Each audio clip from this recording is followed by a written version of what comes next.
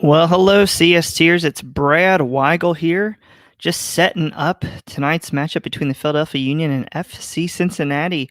The Orange and Blue traveled to Philadelphia this morning on the return leg, another midweek matchup against one of the top teams in the Eastern Conference, Philadelphia Union. So excited to have everybody join us tonight.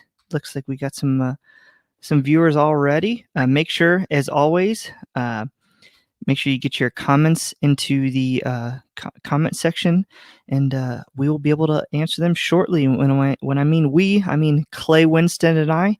He will be joining me hopefully by kickoff here, if not shortly after. But we are excited to be here once again with all of you to hopefully witness FC Cincinnati break their 2-game losing streak. So what's the message heading into this week? Well, for me, it's been 2 goals in 10 matches for FC Cincinnati since they've returned from the MLS's back tournament down in Orlando. Really, just the offense is offensive is basically the best way to put it. It's pretty poor. Last year FC Cincinnati set records in futility on the defensive side of the ball. This year, unfortunately, it's looking like it's the offensive side of the ball. Cerise's Puff Daddy kind of nailing what I'm saying here. Are they physically capable of scoring a first half goal? It has, and I'd have to look that up. It's been a while that I can remember. It might not even be this year. I'd have to go check that. I think they possibly scored a late goal against the New York Red Bulls in the first match of the year, but Subes is telling me no. Subes is at work. How you doing, buddy? I'm glad you could take time out of all your hosting duties to join us for one of these watch-alongs. So it's good to have you here. Let's review some of the starting lineups for FC Cincinnati. I'm excited that, and I'm optimistic that Coach Opstam is sticking with the 4-3-3. Shortly after he was on board, he tried it for a match, got blown out. The club's been with the 3-5-2 or 3-4-3 for most of the season. Last weekend in Minnesota finally debuted this 4-3-3 from the get-go. You got Teton in goal, Garza, Waston, Vanderwerf, and Duplan on the back line, Cruz, Medina, and Amaya in the midfield. And again, that's our first choice midfield in my book. I really want to start seeing some growth there. We haven't seen it, especially from Alan Cruz. So it looks like he's going to be on the left, and he'll be behind Yuya Kubo, who's starting on the left wing, Jurgen Locadia, and Joe Zhao on the right. Again, this has got to be one of our top starting 11s right now. I'm not sure that we've, the one question that would be maybe up in the air is Duplan, but I don't see it where somebody else can come in and replace him. But the storyline, I think, is going to be the continuation of the 4-3-3 and the introduction of midfielder / winger Alvaro Barreal. He's making his debut on the FC Cincinnati bench alongside a newly arrived Kamahela Makocha, who we saw play 5 minutes last match. So let me get your thoughts. I'd love to answer some questions in the chat heading up to this match. And like I said, also, we should be joined shortly by Clay Winstead. So if I'm looking at the Union roster right now, again, another strong team. Kisper Shpilko starting up top, Brandon Aronson on the right wing, Sergio Santos on the left wing, Bedoya and Montero in the midfield. And then really they've got a strong back line headlined by Mark McKenzie, young U.S. national team member, starting center back Mark McKenzie here. And then Kai Wagner, always dangerous at left back, and Andre Blake. That's a guy here that I think FC Cincinnati needs to attack early. We've seen Jurgen Locadia the last couple weeks. He is really forcing the issue offensively. We're seeing him take low percentage chances, low XG chances, as Ken Hedker likes to say. And I think a lot of weeks, I would say, look out for some of the other runners that are coming, behind the play. Tonight, I'm telling him pepper the goal. And if he can pepper the goal in some shots, Kubo needs to be ready. Joe Zhao with his speed needs to be ready. You need to see some late runners into the box like Alan Cruz and Amaya, because Andre Blake is known to spill some chances. And if I'm FC Cincinnati and I'm looking to, maybe just get off the schneid, just get something going positively. That this is going to be the game where maybe I hope Andre Blake spills something. So make sure you get your questions in. Brian Grody, my man, hope you're doing well. Good to see you.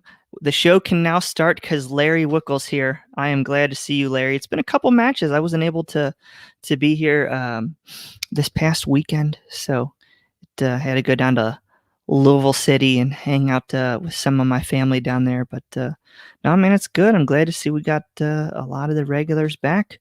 So, like I said before, make sure you answer your ask your questions in all the comment sections below. It looks like the broadcast is starting. They're showing Subaru Park in Chester, Pennsylvania, as FC Cincinnati takes on the Philadelphia Union.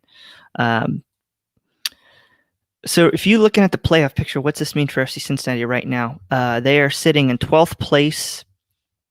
They are 5 points behind Nashville SC for that last spot, with Nashville picking up the draw against, believe it or not, FC Cincinnati's weekend rival, Minnesota United.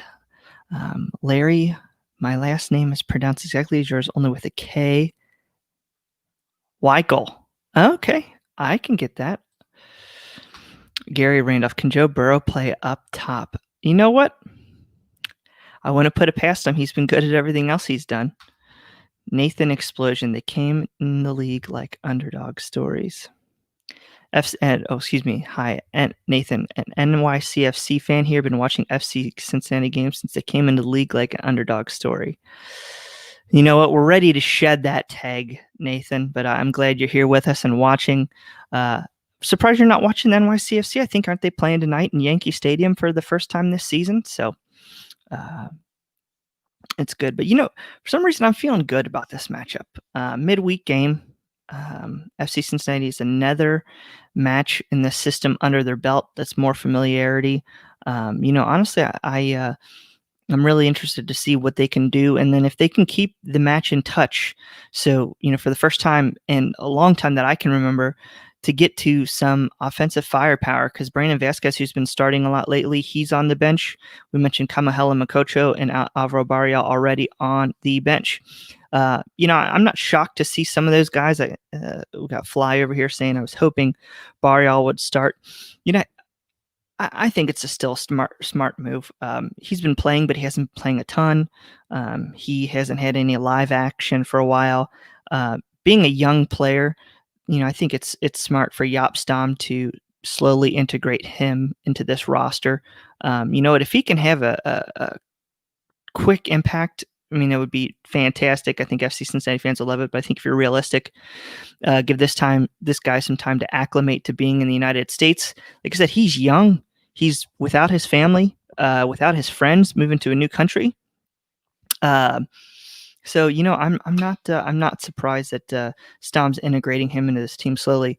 The other one that I'm looking forward to see again is Kamahela Makocho. He only played 5 minutes last week, but if I can take a positive from the match at Minnesota, was when he came into the game, he was willing to pick up the ball, and he calmly was directing traffic all over the field. He was telling other players, he was pointing where you need to get here, you need to get here, you need to get here, so I can hit the passes. And I think that I'm really interested to see how that will build with FC Cincinnati. They need a midfield general like that. And I think a lot of times this team's been too passive, communicating to each other and, with the attack. I think they do need somebody there, who can see a play and make some passes happen. I think for far too long, our only guy who could create anything was Joe Zhao. So I'm really looking forward to see what the general can do. Larry says, I hope or I think Barrial comes in around the 65th or 70th minute tonight. Yeah, I think that's smart. Probably get 30 minutes under his belt. I wouldn't be shocked to see Kamahalo Makocha do something similar. Last week was just to get him some game time, get some minutes under his belt. Guy hasn't really played, and he mentioned in his interviews he hasn't played and he hasn't felt healthy on the field since last January. I would say he's been dealing with some Achilles stuff, and that's just stuff that nags and nags and nags. And then when you're unable to rehab and get back into it with COVID and all that, I can just understand how that lasts. So Nui says, just heard this is our first repeat starting 11 for the season.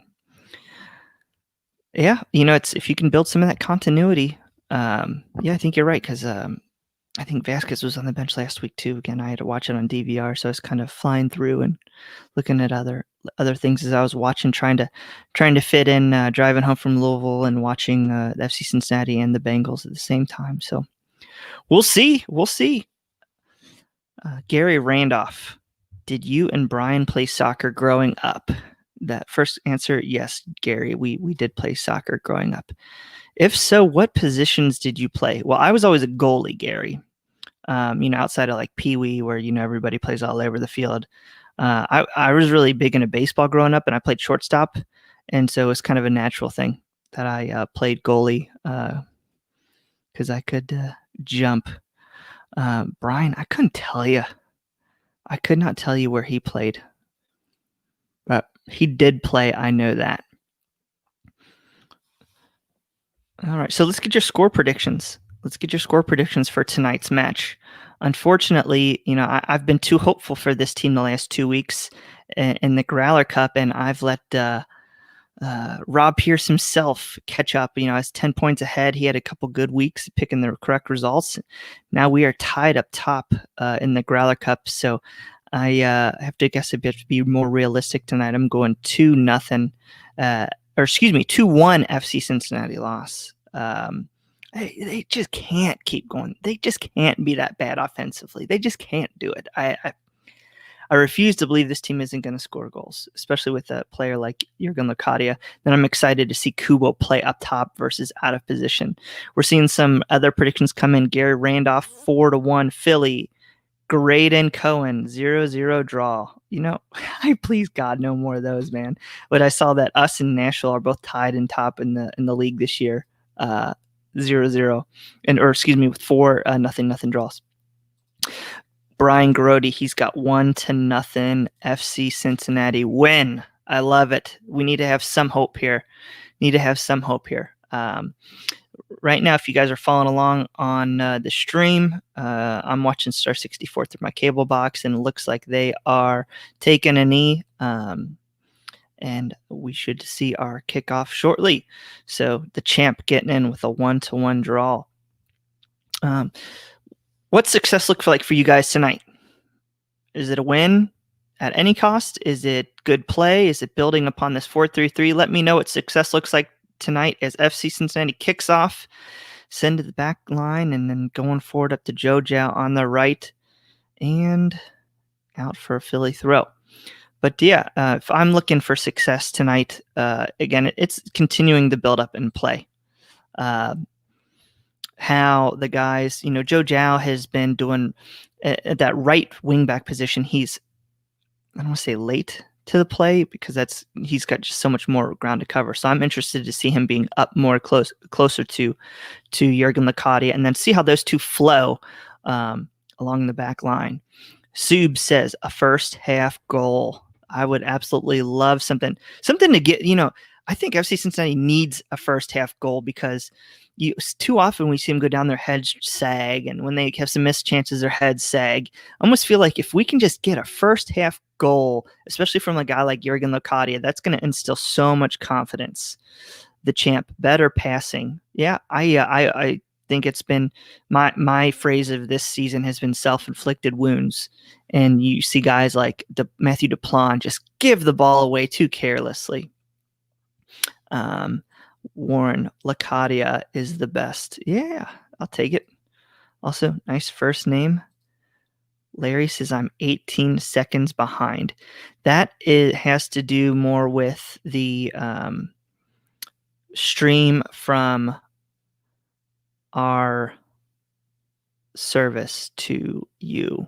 So, unfortunately, like I said, I'm live on a cable box. I don't have DVR here, but so I should just be straight up live. But unfortunately, the transmission delay on StreamYard is a bit delayed, but it'll do. It'll do. Hopefully, if it's a positive result, my man. So, Brad Warren, Licati is his son's favorite. I'll take it, man. We need, one thing about Jurgen Licati, and I think maybe this gives him a pass a little bit, because too often you see strikers who aren't getting any service.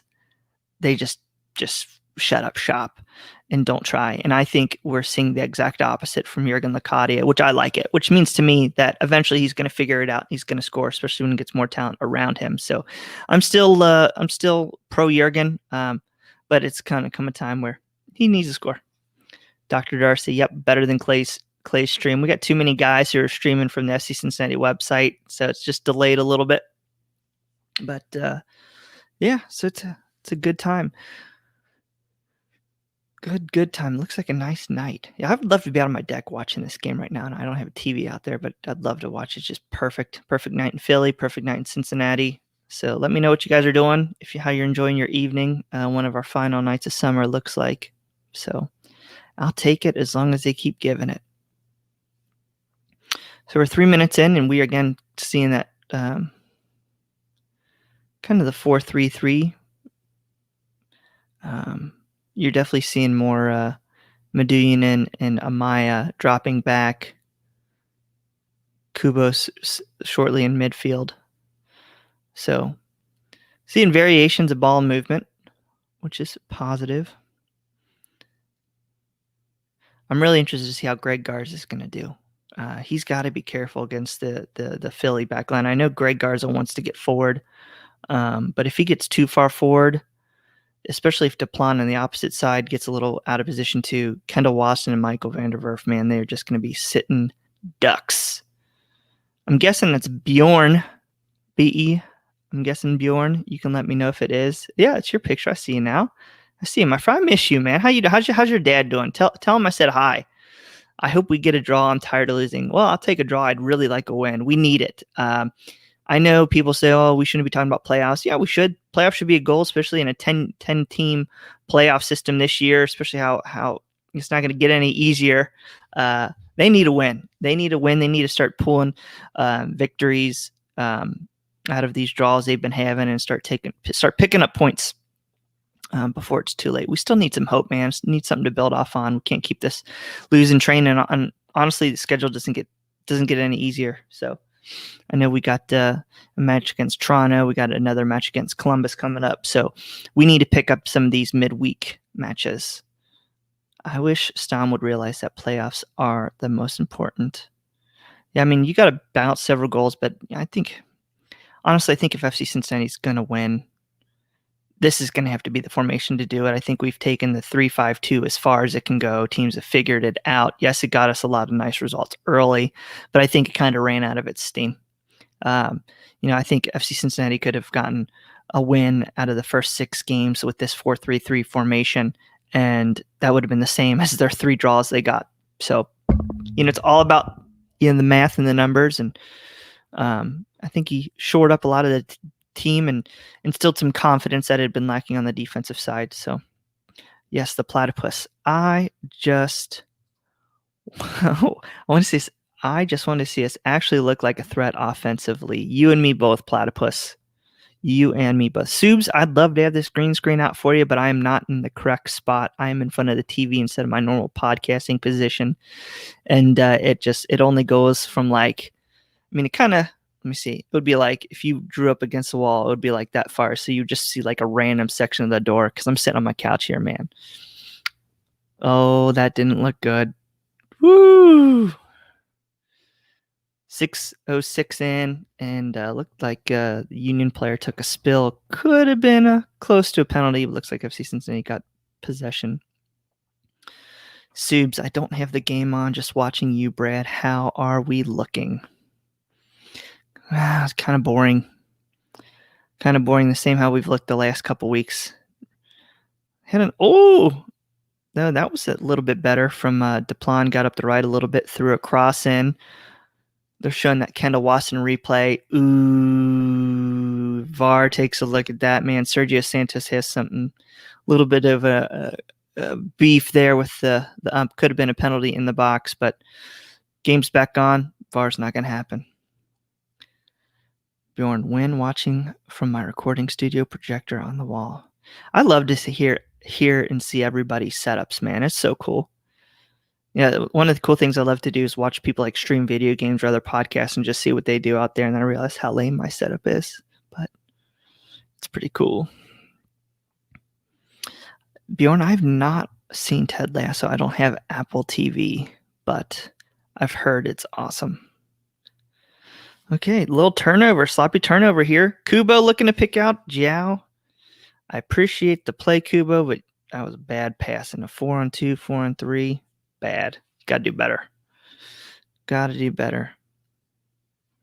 You don't get many opportunities. I do like that he picked his head up. It just was not a good pass. And honestly, too, it looked like Jiao and Kubo were not of the same mind and didn't give him a great opportunity. So maybe it was more those guys' lack of a good run than Kubo there. But first thought, looked like it was a little bit of Kubo. I think Locatia's got to make a run there. He just kind of stood still. Yep, Dr. Darcy, I agree. Locadia waiting for that pass that never came. Subs, game's kind of gone a little bit wide open the last 2 minutes. Ooh, and Kubo, maybe? Kubo just kicked a Randy Bullock field goal. I don't mind him taking that shot, though. Like I said, force Andre Blake to make a save. Watch him spill it. He's accident prone, especially last year. It's not horrible. Started your second watch. I've heard it's good. I know Jose Mourinho has been quoting it a little bit. He started to make a little bit of a run when he got past, but it was late. Yep. You know, honestly, they haven't had many situations like that, so I'm not surprised they're not sure where to go. You know, that happens, you know, when you got, like, okay, so I'm a Tottenham fan. What was that? I'm a Tottenham fan. We got 2 Union players down. Looks like it was almost like a self-inflicted friendly fire collision. Ooh. Yep, 2 players down. I'm not sure. Glennis, who's the other center back, I want to say, and Mbazio, who's the right back, both came together, but they're back up. Yeah, got to put some pressure on these guys. I think they've shown from the start here, the game's a little bit open, and they're definitely accident prone midweek. So, yeah, it looks like they're just getting checked out here. Looking for Clay Winstead to show. He says only a few minutes and he'll be ready to hop on. So I'm excited to have him here. But yeah, talking about Spurs real quick, getting back to my train of thought. Harry Kane and Heung-min Son, they know which runs they're going to make and when. And then when you had Dele Alli in there, they know they have that chemistry. They've practiced it. They know where the player's going to be at any given time. And honestly, right now, those guys look clueless on where they were going. I'm not surprised because Jao's been playing right wing back. He's been late to the play. And, Kuba has been in midfield. So, again, I hate to make an excuse there, but, lack of chemistry is definitely real. But it's a good first step. I think Glennis here is getting checked for a concussion. I don't know what you guys are seeing, but it doesn't look good for him. They're taking this seriously. So, which they should. It's good. Tom Beaversdorf, welcome, my man. How's the golf game coming?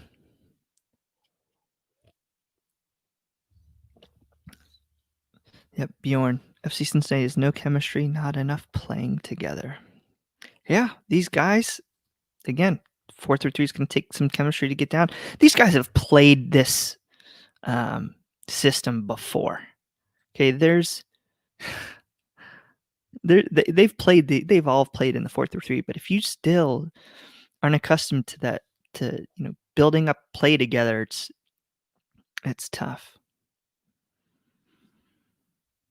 Tom terrible. Huh. You've had some nice weekends to play them, man. I got shoulder surgery 3 weeks ago. Haven't been able to play. I'm done for the year, man. It's hell getting old. I guess this is what it's like to be like Soups. Just old, falling apart here. It's like, ugh.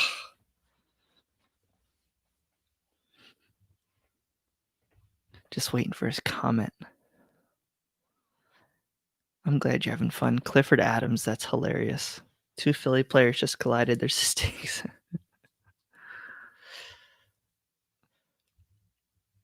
All right, so they're back up and running. Back up and running, 12-13. So I would say good 5-minute stretch there from FC Cincinnati. Soup's not falling apart. Some of us are older than we look. Yeah, so I'll be back at it, Tom. I'm just falling apart, man. A pool volleyball injury 2 summers ago. Yeah, hardcore. I wish I had a cool story. I was legit on a cruise and played a pool volleyball, and the next morning I couldn't wake up. Or excuse me, I woke up and I couldn't raise my arm above my shoulder and did PT and all that. And just started playing tennis and working out with COVID and just falling apart. But speaking of falling apart here, we got my friend Clay Winstead joining us. How you been, bud? I turned 27 and I'm falling apart already. Jeez, man. I at least waited till 31 to fall apart. It's my knees. It's the tall guy thing, I feel like you're over 5'10", 5'11". Your knees just like ache after 4 hours. Here we go. Jurgen Locadia one-on-one with the keeper. Guess what happens? What time are you at? Dude, I'm so tired of this crap. I guess he might have been offsides. 13:23. Okay, so you're he was a good offside. 20 or so seconds ahead of me. He's got to chip the goalie or do something. Pass the ball. Golly, he was offside and he still couldn't score. I know. Guy just needs to see the ball go in the back of the net. Hold on, I'm going to fix my camera so you talk to to the people. Tell us how you're doing. I am doing fantastic. Like I mentioned previously, I turned 27 last week and I had a fun weekend. FCC minus, I guess, the FCC match this past weekend. This is since we've got the better Weigel, Brad, and me on. This is obviously now a Spurs show. Yep. So obviously this weekend I had a lot of great soccer watching from them, at least. So that kind of softened the blow of FCC. But I'm here, and no question about it, I am ready to be heard again. I have been watching a bit of the match, and so I watched the. Was it Aronson in the box? But hello to everyone in the chat. It's good to see you all again. Please, say, as I'm sure you know, leave us some comments. Tell me about how awesome the Arsenal window was, and I'll believe you. Anyway, so I'm just here. I'm excited to hopefully see a different result today, and if not, then my expectations didn't get too high. Right. Do we want to talk about the 6-1 win now, or do we want to wait till halftime? We should probably wait till halftime. He's already threatened to remove me from the show once, so I want to lull him into a false sense of security. Then maybe he'll stop watching, and then we can talk about the 6-1. Right. So for those of you missed, right now, first of all, Clay, I'm at 15:03, so I know I'm a little bit ahead of you. Yeah, just my bit. Yeah.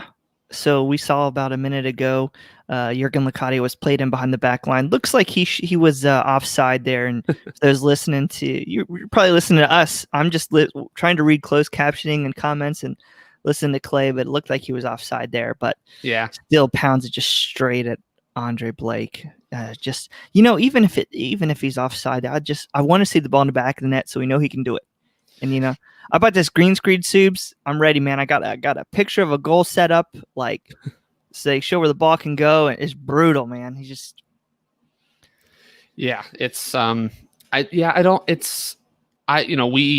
tend to be the player ratings guy. I'm your deputy whenever you're busy, and we've had a ton to say this season about Jurgen Locadia. He's gone 1,000 minutes and 1 goal. But, and I mentioned it. I gave him a harsh rating last week, but I did mention this, and a few people on Twitter talked about it as well. Despite the fact that he's only had that 1 goal, the effort he's put in is miles ahead of what we saw out of Maddox and Addy. And, I don't think Daly wasn't trying hard enough. He just probably wasn't a finished product. But what we're seeing from him is miles ahead of anything we had last year. It's just for some reason or another, he's just not hitting the chances he is getting, which is frustrating, but it's frustrating. But, like I said, a lot of us still hope we see him getting into chances. But, he's for what he's costing FC Cincinnati on the salary budget side of things, he needs to, if they're going to pick up his option, he's got to put the ball in the back of the net, because if he can't do it here in Major League Soccer, where the hell is he going to go? And he's not going to get paid what he would want to get paid probably, so he's got to do it. Yeah. The pressure is on. The quality is there. We'll just see how it breaks. What's going to happen is it's going to be like this crazy accidental, like, hits the goalpost twice and should never have gone in kind of goal. Like at this rate, or it'll be some kind of worldy. He just hits it from like 40 yards out. And the shooter's got to keep shooting. Absolutely.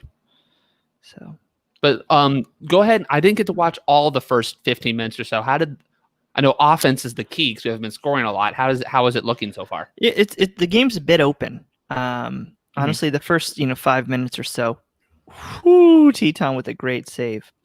The first 5 minutes or so, it was kind of slow. Teams were figuring each other out, but then it started going a little bit back and forth.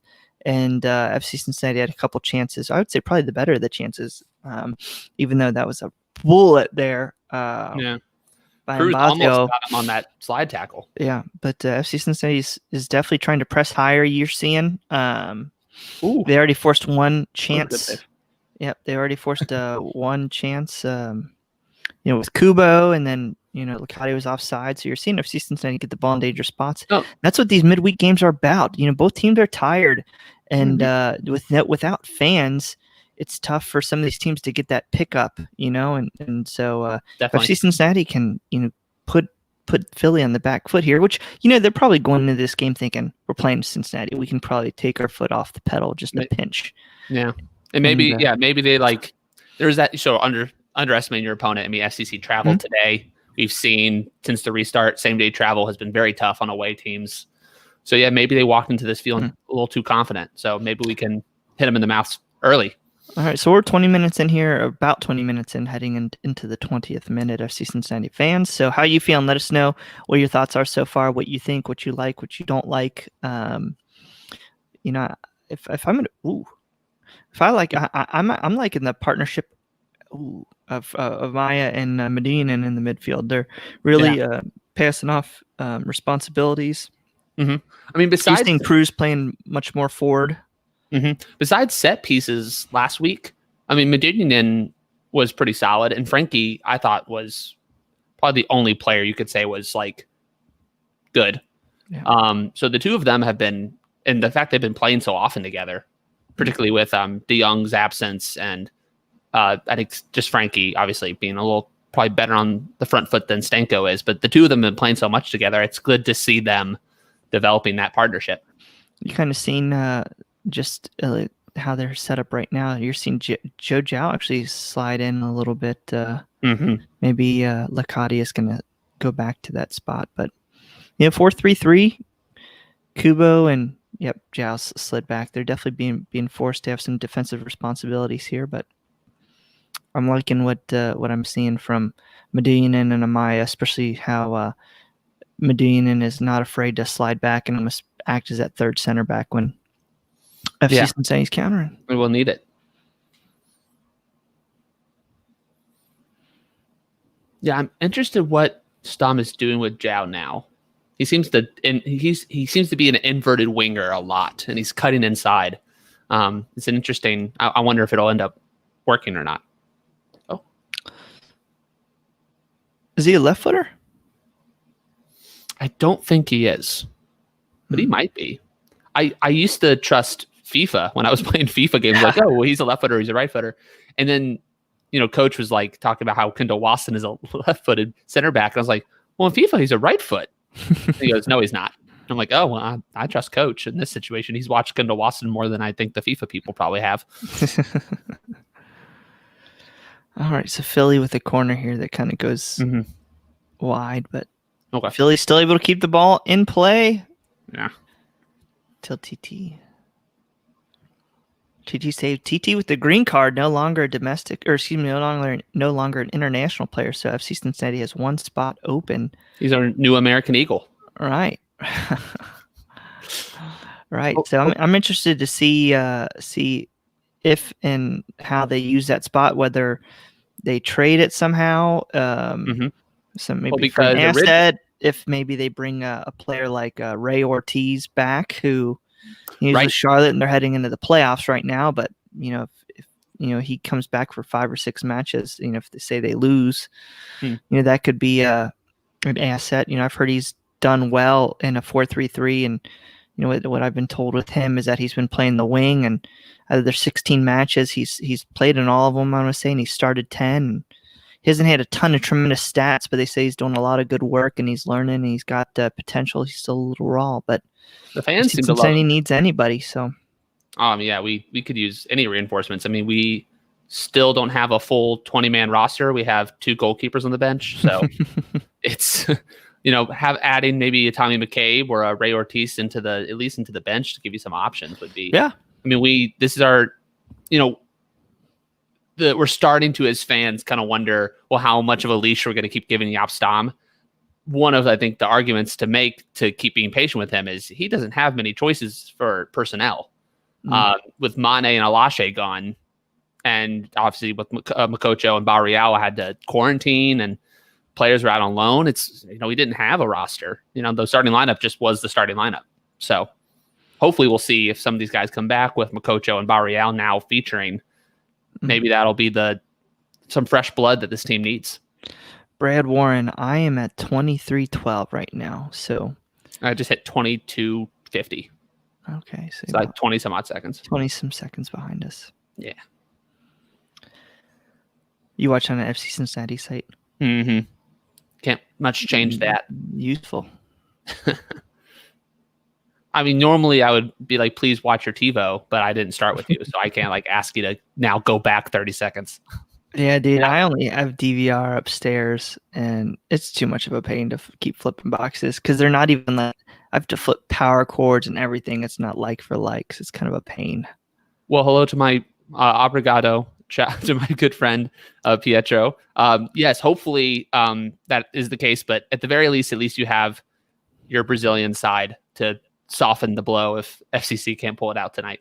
Who's your Brazilian side, Pietro?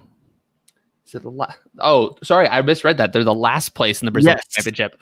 I was going to say, Oh, I misread that. I thought I skimmed it and read first place. I'm so sorry, Pietro. Yeah. Good save, TT. Hopefully we can turn your night around. Hey, FC Cincinnati midfield, where the hell are you? Come back and help. Yeah, they just got caught down. Way out. Yeah, they just got caught standing. Greg Garza is hurt. Is that a hamstring, you think? Yeah, I think he pulled his hammy. Luckily, we have TT. We need a new right back. Horrible. Garza's back up. We'll see how he does. We don't, because Gutman's not on the bench. No, we don't have a natural. I think. So you'd probably move Deplan to the left, and then Abdul Salam is right center back. I'd probably say that's where I would go. We've got Zico Bailey on the bench, and I think it's just because he's a body. Yeah, he's naturally a right back, correct? Yeah. He's so young. He's so young. I'm kind of surprised they didn't loan him out. I mean, I'm glad we have a person on the bench, but yeah. It looks like he's gonna. He played in the Galaxy system before, I think, heading to Denmark, so he can play at that level. But a player his age, he's got to get matches. Yeah, exactly.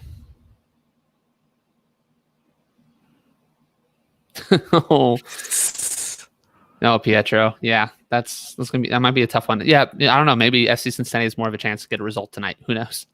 I mean, we haven't lost to Philadelphia this season, so.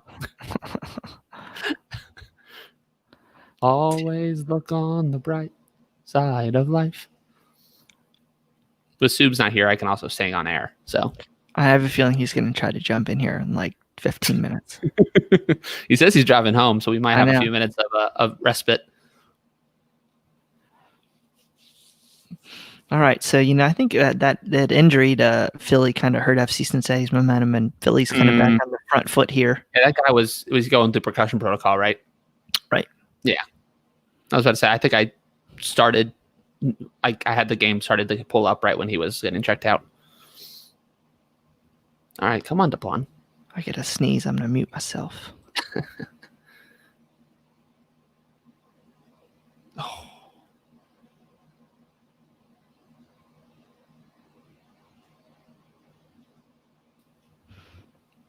Kasper Schvelko's trying to sell a foul there. Yeah, that's what strikers are supposed to do, I guess, but it is always obnoxious. If we want to be like the Bengals and FC Cincinnati, we just draw every Philly team. Oh, yeah. Yeah, because we've drawn the Eagles in 2008 and now in 2020. That's crazy. Looks like Greg Garza's down again. Pulling up the leg. Definitely looked like some sort of hammy. Hopefully it's just a strain and not a... Poor guy's made of glass. I know. He could have been a real feature in the men's national team if he stayed healthy. Because all the young backs coming through our country right now are still so young. Right. So the platypus, not really about this game, but more of a developmental aspect. How long until you think we see a true homegrown prospect making the main roster? Actually, believe it or not, if you go back 2 or 3 weeks, we had a couple weeks ago. Yeah, we talked to Larry Sunderland. We talked to Larry Sunderland on the main show, and for those of you who don't know, Larry, he is the basically head of development for FC Cincinnati. He's head of the academy. Oh, looks like we got a Zico Bailey signing, ladies and gentlemen. Wow, he's going to come on. Well, Stunner. Sorry. What a vote of confidence. Yeah, but right. to finish your thought, basically, yeah, Larry, we talked to him a lot about what his ambitions for the academy are, what he sees the future, what his kind of 2 to 5 year plan is. And he thinks we could see someone from our academy make the first team within a couple years. Well, so he said next year. He's next year. Specifically said next year. So I mean, if he's going to he's in the Jeff Birding, Carl Linder mold of I'm not here to mess around. Like he's got a clear. He's got high expectations for himself in that group, and it's a great listen. Really, it's one of my favorite interviews we've done. Zico time, ladies and gentlemen. He looked so small. I'm sure he's quick. All right, so he's going out to left back. Yep, he's doing. I mean, he's smart. Oh, he is going to left. Okay, he's smarter than Frankie. Oh man, the nerves have got to be traveling right now, man. Let's see what he can do. All right. This is where it happens. So that's one sub. All right, let's go, man. One sub, but guys, that also means that we only have 2 more opportunities outside of halftime for subs. That jersey's wearing him. All right, kid. This is your chance, man. Let's go. All right, let's see what he can do. I love it. Let's do it. Why not? Right. Watch it. He's going to score a goal, and then FC Cincinnati fans are going to build him a statue. You know what? The ball disappears. We could use any kind of inspiration we can get at this point. Sucks to see Garza go off. We wish it's as minor as possible, and hope he doesn't stay out long. Even if you don't think he should start, no one wants him to be injured. Oh, let's see how he does, man. I'm excited for him. Mm-hmm. Trial by fire. You got a full 60 against Philadelphia. Let's go. Yeah. Where legends are born. Where boys become men. What was that? I don't know. My trailer guy voice. I don't know. Okay. Well, I was watching the screen too. Where FC Frankie. Where no one can score. Only one right back turn left back can make a difference. Frankie. That's probably a yellow card. We'll see. Maybe not. Probably should have been. Frankie on a yellow? I would not be surprised. He didn't, but he just totally took out Bedoya. Yep. All right, so let's see what we got here. Definitely feels like that was a light challenge. Aren't that far away from scoring here. Again, we were talking about it on our Slack page. Sometimes I feel like the Reds are going to score before FC Cincinnati. They don't even play for 6, 7 months. Yeah. It just depends, I guess, on when the new 2021 MLS season starts, I guess. Right. Yeah. I still think I choose the Reds right now. Yeah. I wouldn't. Ooh. You know, one thing Joe Jao can do, earn a foul. That he can. He's very talented at that. Bjorn, I hate when we clear the ball like a hockey team on a penalty. Doesn't it always feel like FC Cincinnati's defense is on like a power play against themselves, and they're trying to clear it? You know, Jao there. Oh yeah, there you go. He wants to. You know, he's probably been told by Stom to just take on anybody he can. Yeah, he's just got to bring the passing into it. You know, I agree. More consistent passing, because he's had some great passes. Like he had that great cross to set up the header in Minnesota last weekend. That that honestly, Licati did everything he's supposed to do, head it into the ground, make it tough for the keeper to save. But yeah, I think one of the few guys I think the trust on a one-on-one dribble would be Joe Jao. Yeah, on this team, honestly, like if you have to give it to some guy to get down the field and take on a defender, I want him on the ball. All right, I'm judging that nothing came of this since you haven't freaked out or anything. Right. I'm due for a good freak out on a positive side of things, man. Right. I'm ready. It's not so much a freak out when things go badly for us. It's more of just like a. Yeah, Dr. Darcy, 1 on 3. Like I said, he's got to improve. Improve. All right. What's going on here? FC Cincinnati in a corner? No. Something's going on. We've seemed to be on the front foot now, last minute or two. Yeah. I like it. Oh yeah, did that go off of them? Yeah, corner. Wow. There you go. Olympico.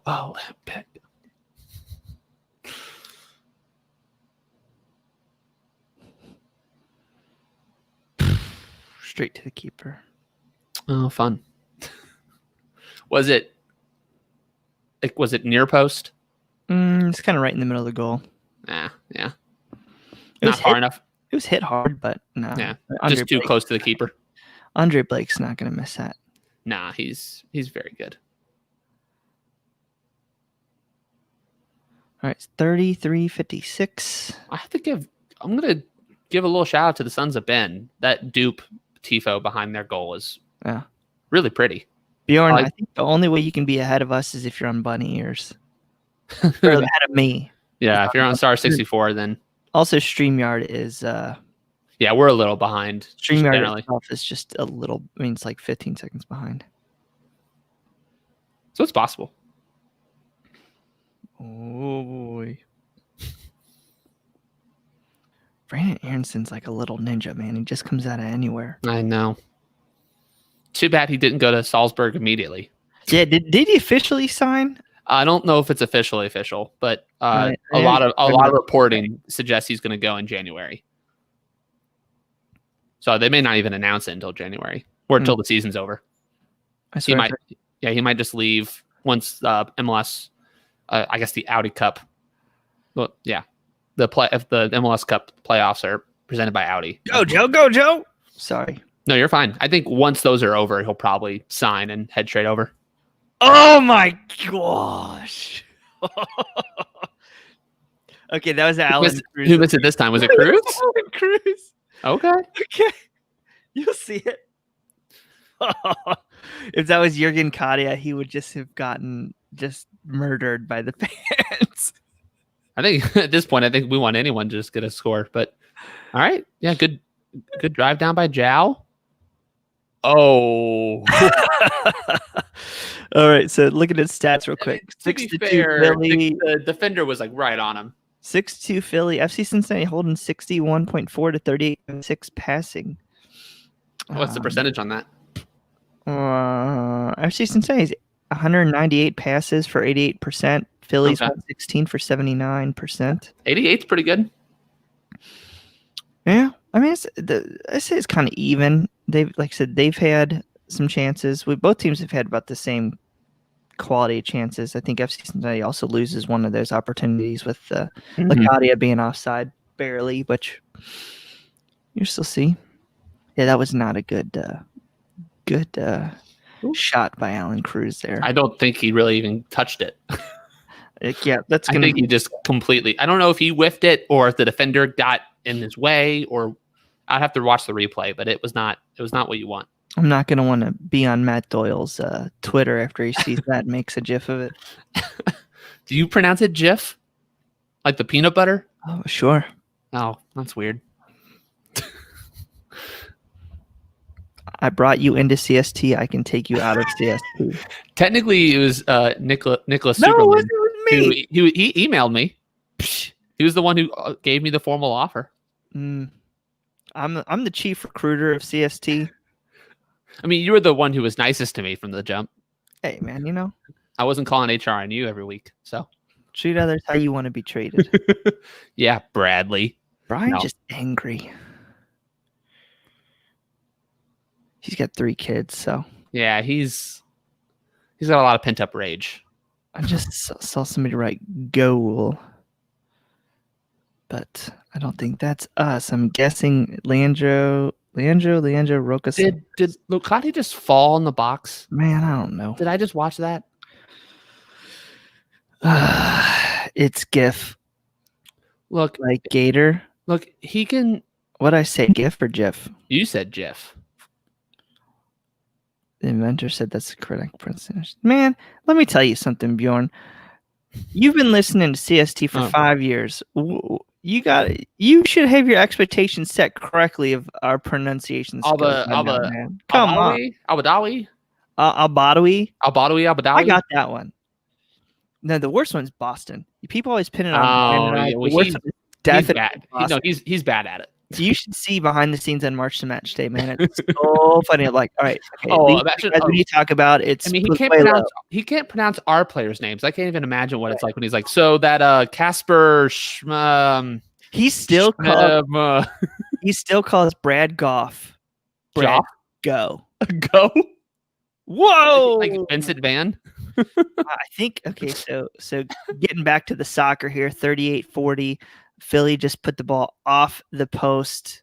I think it's Fantana hit a cracker. TT gets his hand to it. I think that was going in the goal. TT just gets enough to tip it off the post, and then the follow-up hit into the high heavens. Hey, Nicole. How are all of you? Love from the UK. Oh, look at that follow-up shot by Bedoya. Was just yeah, not good. Nowhere close. Thank you, Post. That is correct, Clifford. Yeah, great publication.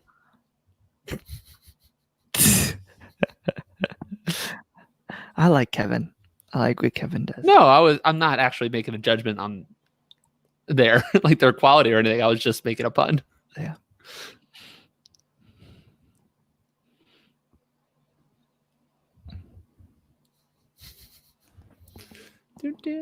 Now her username, I got Hungry Eyes stuck in my head. Hungry Eyes. It's a catchy song. Where are you from in the UK? All right. We got a yellow on. Who was that yellow on? I was. No. On Bedoya for taking out our boy Zico. Oh, from Manchester. Here we go. Zico looking good so far. He's not looking horrible. No, I mean, he's not burned yet. He doesn't have. I don't think probably being told don't leave the left back spot. Yeah, I think he's on forward. You know how like a rookie quarterback, they're only supposed to throw really short passes to keep from throwing and making huge mistakes. I think Zico's just like, hey, stick to your zone, man. Zico reminds me when I give my 8-year-old a shirt to wear for pajamas. It's a night shirt. He's wearing a night shirt. Oh, that is hilarious. He's looking hungry though, man. He's been patient. He's been biding his time. Half of it's just staying healthy so you can see what you can do. Absolutely. Next man up. Yeah. What are you watching? Came on here too many weirdos. Yeah. We're watching some Major League Soccer over in the United States. We have our team, the ones that we're covering here for Cincinnati Soccer Talk, FC Cincinnati, faces Philadelphia Union and not Philadelphia, Chester, Pennsylvania. Well, if people are going to make fun of us and we were going to end up in Newport, then I have to make fun of them for being in Chester. It's only fair. Mm-hmm. All right, so 41-26. Nice, Frankie.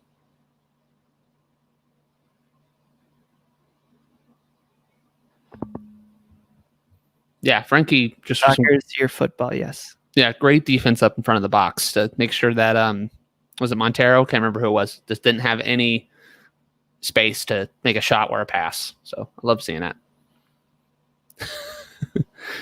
What? No way they called a foul on us. No way. For what? So the side judge called a foul on us. The main judge called a foul on them. Oh boy. And then I'm not sure what the hell's going on. Yeah. Wait. No, they just called the playback. So FC Cincinnati gets it. Yep, definitely dicey. FC Cincinnati's got to stay composed. Both are dicey though. You know, like we saw it when we came here last time. They were pretty poor midweek. Definitely not the same team that played over the weekend. So yeah, Philadelphia is scrappy. Oh, I do not like that pass, Kubo. Do we like any passes that Kubo makes?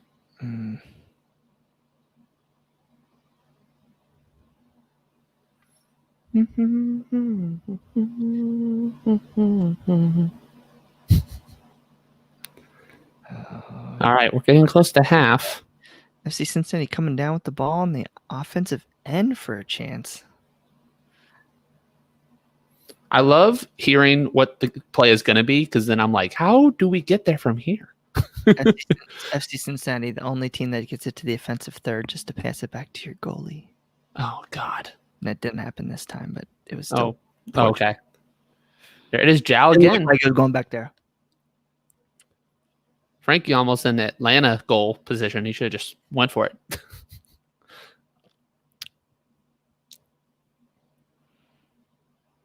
Why is there stoppage time on the screen? Oh, I'm really confused what's going on here. Didn't seem we had a real plan for passing there. It was just sort of bouncing around. Alan Cruz down in midfield. Oof. Do we see Makocho then? If he has to go off? You know what I do is if I'm FC Cincinnati, I just get him to halftime. I don't make. At this point, yeah, you don't want to waste another sub opportunity. You don't want to waste another sub opportunity because then it only gives you one for the next half. Yeah, that's true. You can make it at halftime. You still have two other sub opportunities in the second. You're right. That's a good point. Yeah, he's probably close. Even if you played 10 men for a couple minutes, you're probably okay. Right. Yep. Probably gonna have to see a sub there at halftime. We'll see. But if he gets at least a halftime, they can make a sub there without being 1 to the 3. Right. Exactly. Oh yeah, the trainers are going to him. Was it his ankle he got hit or stepped on? Yeah.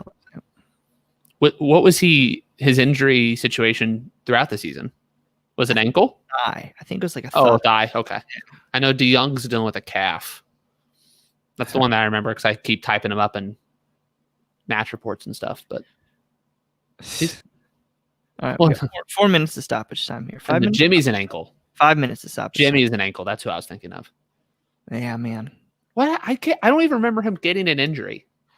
He got it in. I thought he got it in New York or excuse me. I thought he got it like in preseason this year. Really? And then he was kind of rehabbing, and then he picked something up in Orlando, and then I thought he was like going to be cleared to play a couple weeks ago, and then he's still hurt. So you have a 5-minute stoppage in the first half. Oh, okay. I guess there was the concussion protocol. Kenzie, yeah, you're right. I've never seen a stoppage that high in a first half, but I remember there was actually a lot of injury stoppages.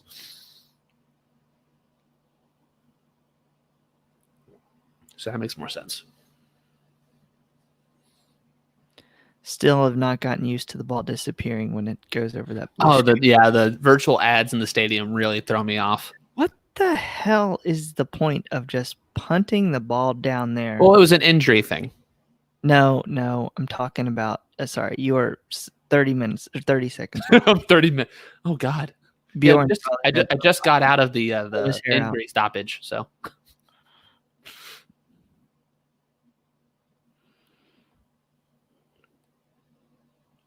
Okay. Oh, now I see. Yeah, that was bad. Pointless. To channel my good friend Michael Gerard Carr II. Who was that to? Who? It was to nobody. If it was meant for Locadia, he missed by a country mile. I'd be pulling my hair out if I was Jaap Stam if he had hair. That's probably why he doesn't have hair. Just pulling it out all the time. Coaching for Reading, just Frankie again with a good defensive display. I think once again he's probably been our best player. I mean, I think he gets dispossessed a little too often. He's been too careless with the ball. I wouldn't call him I'm not sure. I just mean his ability to disrupt Philadelphia in the midfield and above our box has been incredibly helpful. So for that, at least, I would say he's probably one of our best performers. I don't know if he is our best. Zico. I just haven't seen any other players that have really impressed me that much.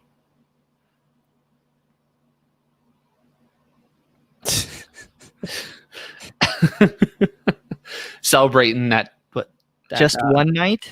I was about to say they had a pretty good 98 season, so they had probably a lot of sleepless nights. All right, FC Cincinnati with a decent opportunity here, just shortly before halftime. JoJo! Oh, damn. That was close. It's the hope that kills you. Oh, right. So let's see the replay here. Sorry to spoil it for you, Clay. Looks like that's all right. Union cross. Joe one time. Or, good effort. Good effort. Volley, chests it down, volleys it, boom, right at Blake, but he had to make a great stopper. That wasn't going to the back of the net. I'll take this one chance, guys. Come on. You know what I want to see? FC Cincinnati have a set piece goal, but hit it hard. That was a good head. That was a good team effort. Locadia paused the ball, passed it out wide. We got the cross from Medunian into. I mean, he forced a good save. It was a shot on target. I mean, that's that buildup between Locadia, Medunian to Zhao. Zhao was in the right position. He got a decent volley on it. Just Andre Blake being Andre Blake. Oh, foul in the box. Going the opposite way. Of course. Oh, that was a good chance. Good opportunity. I'd love to see the chances created. Yeah. I liked how that chance was created. It wasn't like a fluke dispossession that we just had a decent 2-on-1 counter or something. No, that was an actual. Oh, I also didn't notice their tifo. If bad things happen in Philadelphia, good on you, Sons of Ben. I support you. Good on you. Yeah. I mean, that's probably our. I don't know. I missed the first couple minutes. You said Kubo and then Locadia had an offsides, but do you think that was our best shot of the game so far, Brad? That one was. Yeah. Now, at least, hopefully, they'll give them a little bit of confidence that they can still beat this Philadelphia team. The game is. I think you said when I came on, it still feels very open. All right, so we are at 50 minutes here. Whistle went for halftime. So again, FC Cincinnati fails to score in the first half, but we didn't concede this time. Didn't concede. Definitely had a decent amount of chances, comparably speaking, to how they've been in the past. So, like I said, I think this game is still within reach. So, yeah, let me see if I can pull up the stats here. There you go. I've just reached the half whistle as well. So, yeah, while he's looking up stats for the half, I mean, go ahead. Anyone in the comments, let us know how we're feeling. What's our 3-word first half review? Let us know in the comments, and we'll put up the good ones. Are we live tweeting this game? Someone is, yeah. Are they? Yeah, absolutely. A lot of times it's Jacob Clary coming in clutch, but Jacob Clary is usually quite good on the tweeter. Yeah, looks like somebody is at least. So, All right, let's see here.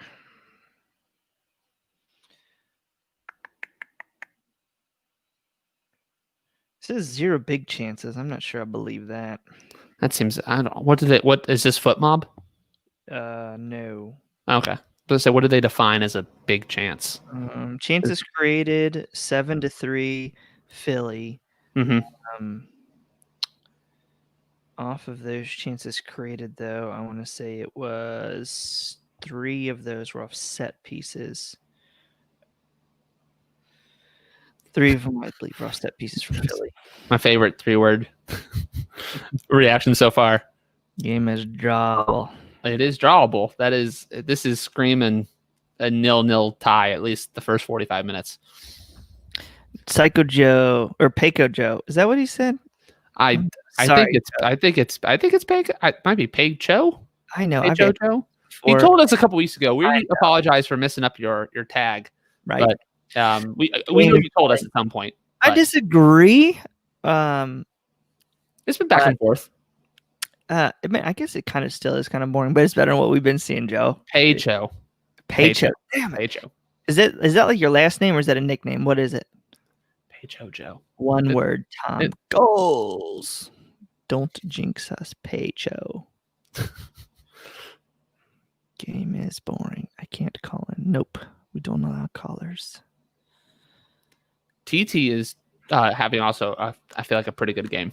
Yeah, I mean, both keepers really had to make one key save that I can remember off the top of my head that would have been in the back of the net. Mm-hmm. What are you drinking there, fella? A little bourbon? Absolutely. Some Michter's. Oh, never had it.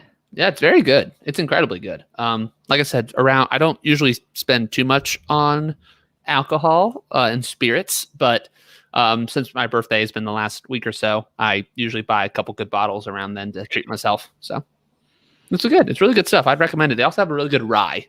So I just bought a bottle from Northside Distilling. Oh, I don't buy bourbon that's not from Kentucky because I'm a snob. So it was 118 proof and a proud Kentucky native. So are you? I am. Yeah, I was born in northern Kentucky, where what used to be St. Luke's West, was now that St. Elizabeth's, off 471 near Fort Thomas and Newport, and then grew up in Lexington. Yeah, I did not know that. Yeah, it was really easy to adjust to Cincinnati because Lexington also hates Louisville. So, all right. So I fit right in. There you go.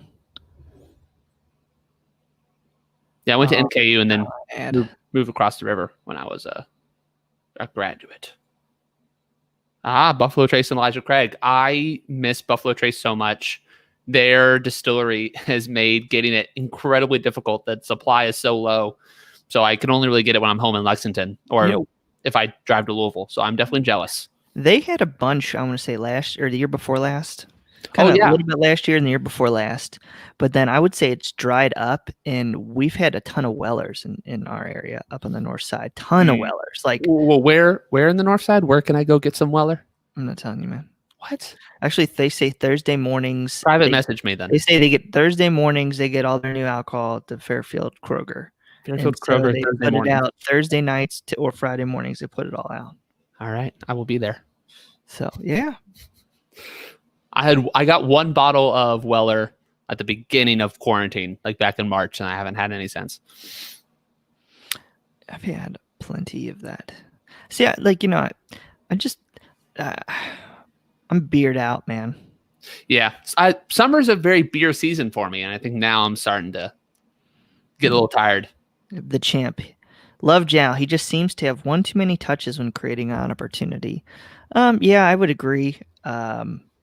I think his next phase of the game is how he can take a couple touches, beat a guy, and then get across into some other players. Unfortunately, though, it's often just him and Lacadia and nobody else. So it's like I'll often be him like down the sideline, like 2-on-4, and he's just like, well, how can I get this ball, or how can I hold on to it to get another teammate up? So yeah, I mean, he's shouldering a lot of the offensive burden a lot of times. Mm-hmm. I'm not going to share the platypus information he's given us. You got to jump over to YouTube to read that. But say I need to start taking some notes. Yeah. Thursday mornings. I don't know about y'all, but have you all been seeing, speaking of YouTube, all the West End Stadium commercials on YouTube lately? The ad buy must have been gigantic. I feel like every video I'm watching, I get the OFCC, OFCC, the orange and blue. And I'm like, what? Am I dreaming? I miss the Bailey, y'all. I miss it. Yeah. I had to upgrade from the Bailey next year. I upgraded actually this year. What do you mean upgrade? Change my seat at least. And it That's cost right. me more money. Cost me more money. I was about to say, I don't think that's an upgrade. Right. More money further away from worse seat for more money. Yeah, that's not an upgrade. But at least I can sit for a little bit, man. I'm getting old. I'm telling you, I'm falling apart just like Nicholas J. Superling. Please. You're still bad knees, man. You're gonna have to figure But I can stand and jump for 90 minutes plus. No, man. It's not just that. You got to march. It's a nice. Getting old, man. Actually, I think why my knees are so bad is because I haven't been marching. I don't have my regular exercise like I do during the normal March to October months. You know, I did it for my wife too, man. She had, we wanted to be undercover and have a place. Yeah. I love that she takes interest in my hobbies. You're just some fair weather fans. You only want to go to the stadium when it's nice and sunny, where you get a little shade. Don't have to wear your poncho against Philadelphia in the pouring, freezing rain. I see how far your commitment goes. Don't judge me, bro. I went to that game. I was there. You were there for 5 minutes. You're like, never again. Nah, man. Ken Hecker texts me. It's like we're walking there. And he's like, dude, I got seats. I've got 2 seats. And I think actually Ashley and I took the little bus over. Around. And we walked in and we met him. I was like, dude, you're a lifesaver. Ken Hecker's a saint to my wife. Like, forever for that. So, that was it was one of the games I couldn't make. I was performing that weekend. Oh, so you're giving me crap for that? Look, I would have gone if I didn't have a conflict. I would have gone. Are you kidding me? I would have been there. But see, I didn't know it was going to be so poor. So my friend Michael, who we have our seats together, he brought his dad along, and they were just miserable. I definitely dodged a bullet, but I would have went if I was free. I would have gone. Mm-hmm. I go to every game I can. You kidding me? Right. I know now. Like I'll march. I'll stand. I was gonna say it's like the last couple of years I've been kind of like I can miss a game here or there. I've been to a lot. Now it's like I don't want to take these things for granted. I know. I think if we've all learned anything from COVID, it's the stuff that it's like I am not a going out kind of person a lot of the time. If a bar is too packed, I'm like, I don't really, there's no space. People are dancing, music's too loud, whatever. But like now I'm just like dying to be shoulder to shoulder in a bar, sharing like fries with like a bunch of our hands just in one like basket of fries together, just like not caring, sharing drinks. Miss all that stuff. Tyler Bridges. Do you think they are rushing Barreal out for a debut to have something positive to point to? Nope. I don't think so at all. I think Stom is more patient than we are. And I think he knows that he needs to bring Barreal in slowly but surely. Now, he did say, I can't remember what interview it was, if it was with Laurel or Pat, but he was more healthy than Makocha was coming in. Right. He was just mostly waiting for the quarantine process. So, you probably don't want to throw a guy in for 90 right away, but do we see him for 45, 30 minutes? It's possible. He's definitely seems fit. It's just whether or not getting him into the side.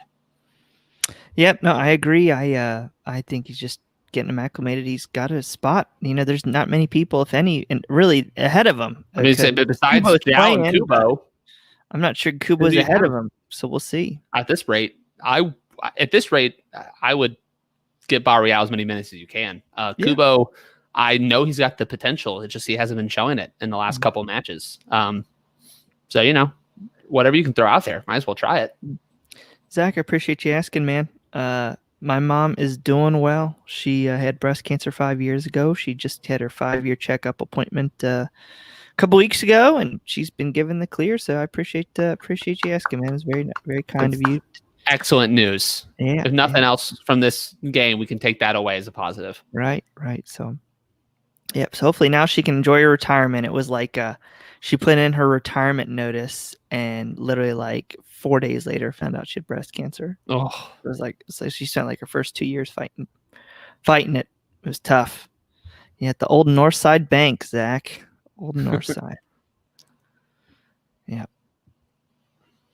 But yeah, Clifford, I agree. I think you get Barria acclimated as much as you can. And you got to think about it too. I mean, we talk about positions, but Zhao has played almost every minute of this season since Orlando. He's running all over the place, and Kubo and Locadia is going to have to take a break at some point in time too. I mean, Locadia, the way our offense is set up, he's very fluid. I mean, he drifts wide a lot. Yeah. So you could see Barrial kind of coming in maybe for any three of them. Kubo maybe drops centrally, maybe bring on Vasquez and Barrial, change the whole forward line. We're finally starting to have a couple options, which is really nice. I think the last couple of weeks it was like, well, we could bring on Kubo and Stanko. I just want to see what his speed can do, honestly. I've heard he's a burner. I want to see how he brings that Coach dimension. Goff is a huge fan of his potential. His pace and his touch is apparently just wild. He's the type of player we should be bringing in. We don't need to be bringing in players like Medellin and De Jong. Like, we can have one. Yeah. We don't need a ton of them on this team, So, if we do bring them in, they need to have a role.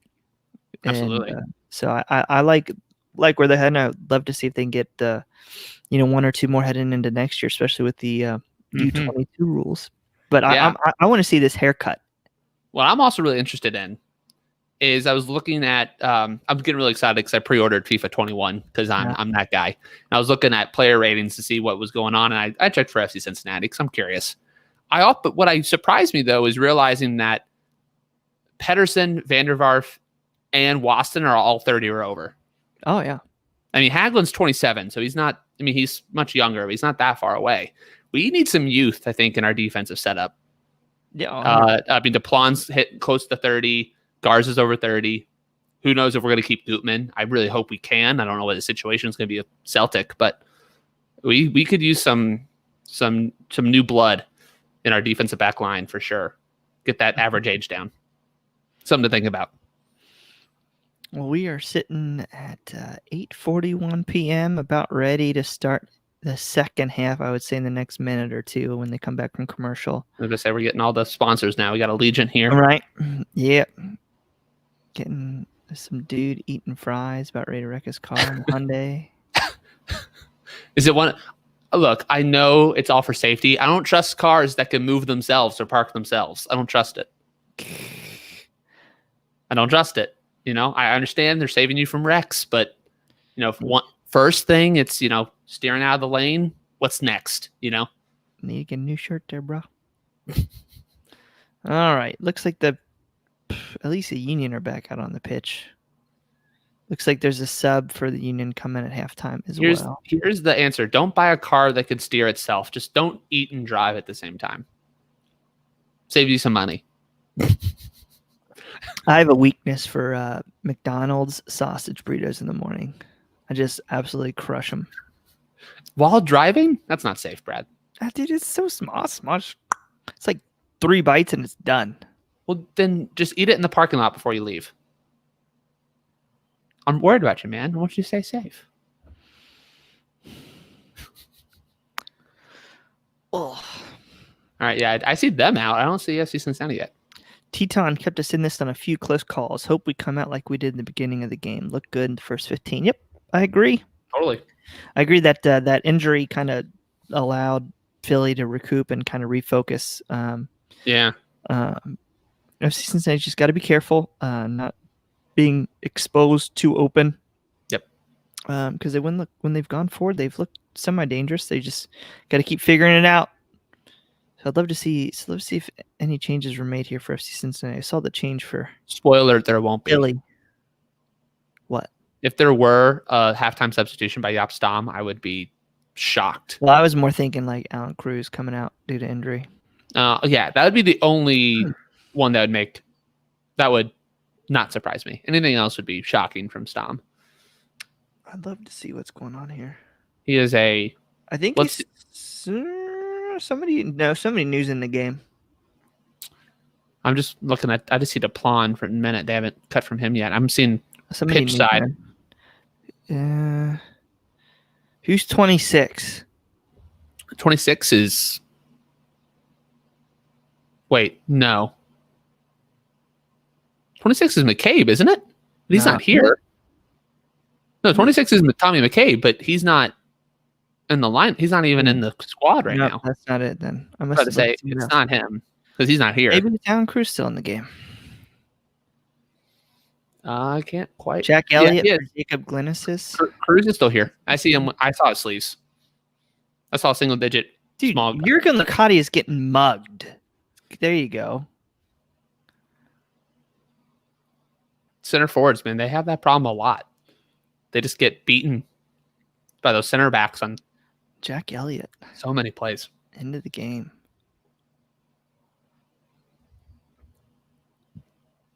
Oh, yeah. Oh, it's the guy who was on for the concussion protocol. Interesting. Right. Why did he stay in the game, I wonder?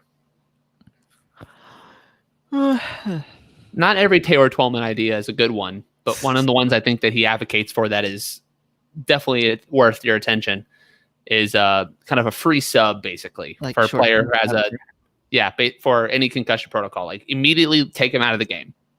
Put someone on in his place. You don't lose a player. You get to take your time on the sideline to really assess truly if a player is safe to play. And then if he does, he comes right back on. The substitute goes back off. No harm, no foul. I think I know people are purists and they don't like hockey subs, but when it comes to player safety, I think it's an idea worth considering.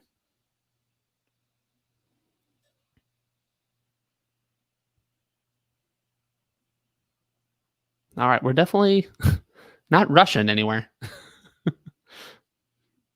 Taking our time.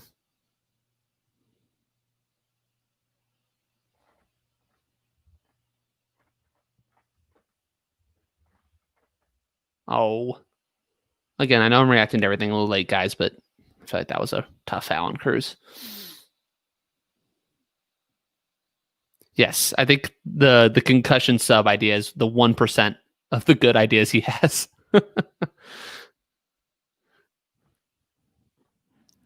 I think SEC fandom in general could just unfollow him. There's no point in quote tweeting him and yelling at him every week. Just unfollow him. I unfollowed Alexi Lalas a long time ago, and my anxiety has been so much better for it. Oh, I love guys who stir the pot. Just because they used to play for the men's national team 30 years ago doesn't mean they're worth your attention now. He still missed. I think that was Alan Cruz. It wouldn't have counted. The ball hit the ref. Oh. Nice cross-field pass by Zico, though. Yeah. And then Zhao, one-on-one with the defender again. At least got into the box if doesn't get a pass off. Oh, he still couldn't hit it. The ref got a dead ball. The goalkeeper isn't moving. And Locadia still. It's a tough angle, but that's just so indicative. Oh Lord. I feel like we're in for another one of those 45 minutes, y'all. Hopefully I'm wrong.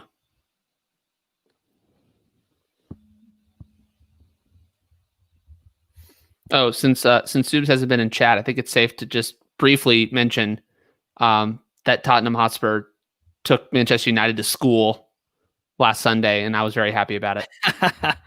FC Cincinnati could use a couple of them goals right now, man. Let's just I'll be magnanimous. Tottenham just give Son over for a week. Just let us have him to score. International break for 2 weeks.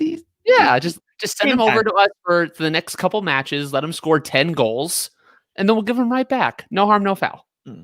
It's just as far a trip as it is to South Korea. So I remember after his first year at Spurs, even Poch wanted to get rid of him.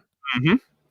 Well, he realized that his first year, he wasn't good, and Hodge first year away from hated it. Germany. He didn't have any people around him that he knew. It was a very tough first year for him. Yeah. And look what happened. Now he's probably our best player overall. Yeah. Him and Kane, I think, are right up there. But yeah, I mean, thank God I had Tottenham's wins of Chelsea and Maccabi Haifa and United, because FCC definitely wasn't making my birthday week. FCC and the Reds were not making my birthday weekend any fun. So we're 5 minutes into it. Let's bring it back to the game. Yeah, you're right. So I know I got a full coach here. I'll make this a Spurs podcast if I don't get reined in. So I appreciate you. No, it's okay. The 5 minutes madness game is open this half. Oh, FC Cincinnati on a break. They had numbers. Had numbers is the keyword. Had. Oh boy. Disappointing. But clearly, I mean, I haven't seen it yet, but way to turn a corner into a counterattack. Yeah. That's at least promising. Man. Oh, and Nadia had the shot. It got deflected out for a corner, but dude, he's a hoss, man. He's strong. He's hustling. You can't question his effort. So close. Deflected. Give him a break. Oh. A chance. It was deflected. That was really good chance too. Oh man. Oh, gee. Is he ever going? I really want him to score. Please just score, guys. All right, corner. Guys, Twitter, he needs more energy. Keep sending out those hashtags. It's not working, so you need to send more of them. Maybe send 2 hashtags per tweet to really, maybe game the system. All right. He's so close. I feel like every game it's just 3 or 4 chances where you're just like, so close. I don't mind it. It's a good defensive play, but he's just not going to get any benefit of the doubt. No. At this point, how many games it's been? But you're right. Right.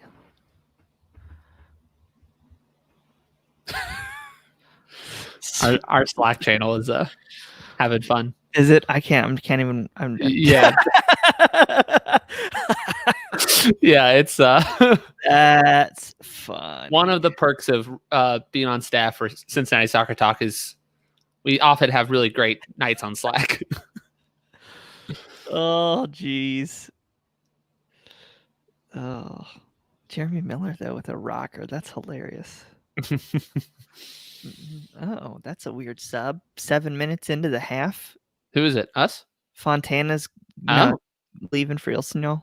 He's a good player, man. Interesting. Yeah, it sucks when other teams have like really good players on the bench, and you're like, dang it. I wish we had those. I mean, I still believe in Brandon Vasquez. You're not obviously watching tonight, Brandon, but I believe in you. I believe you can still do this. Once I get on a hype train, I can't get off. I'm ride or die. He'll be on an MLS roster as long as he costs under $125,000. I'm ride or die, domestic man. Player for that much money, a domestic player. He's 22. Good deal. He's a young kid. He's got his whole life ahead of him. I bet you not Orlando. Wow. I bet you, God, I almost said it again. I bet you that Atlanta would love to have him right now. That's all I'll say. It's true. Would you rather have him as a backup striker or Adam John? I mean, come on. That's an easy question. All right. Kubo. You got the corner? Okay. I didn't get to watch it. Yeah, he didn't dribble it too successfully, but he was able to what just happened? Kick it off the defender for a corner. Okay, re-kick. Sorry, I'm a little distracted. My mother-in-law is in the intensive care unit, and I'm sorry to hear that. Yeah, but apparently she's at least talking right now. So good. That's good to hear. Yeah. So just let us know if you need updates. Right? No, I'm good. We're fine. Okay, we're fine. Score a goal now. Didn't work. Oh, did they re-kick it? Yeah. Oh, okay. I'm guessing neither kick went in because you haven't reacted yet. Whoa!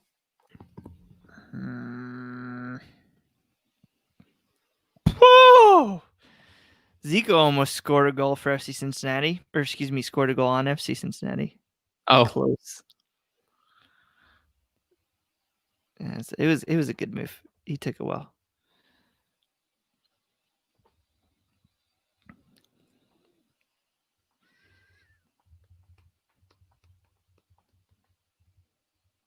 Yep.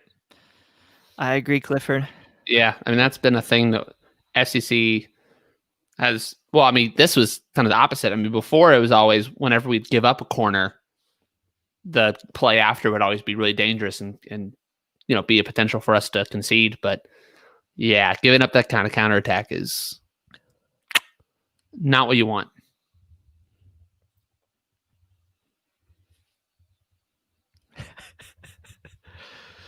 Oh, that is so funny. You guys can't see our personal or private Slack page, but it's hilarious. One of the many perks of writing for this wonderful website.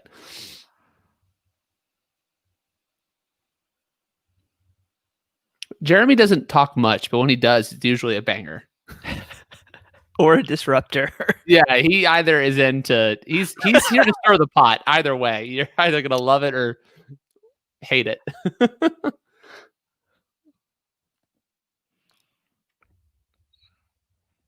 After they take this corner kick, I'm gonna have to bounce just for 1 second. Everything's all right. I just gotta Yeah. take care of some business. I'll drive solo. It'll just be a minute. All right, I'll be right back. All right, I can't wait to see where this corner kick comes from. It's gonna be exciting. Well, hello, y'all. It is now the Clay Winstead Variety Hour. Finally, it's happened.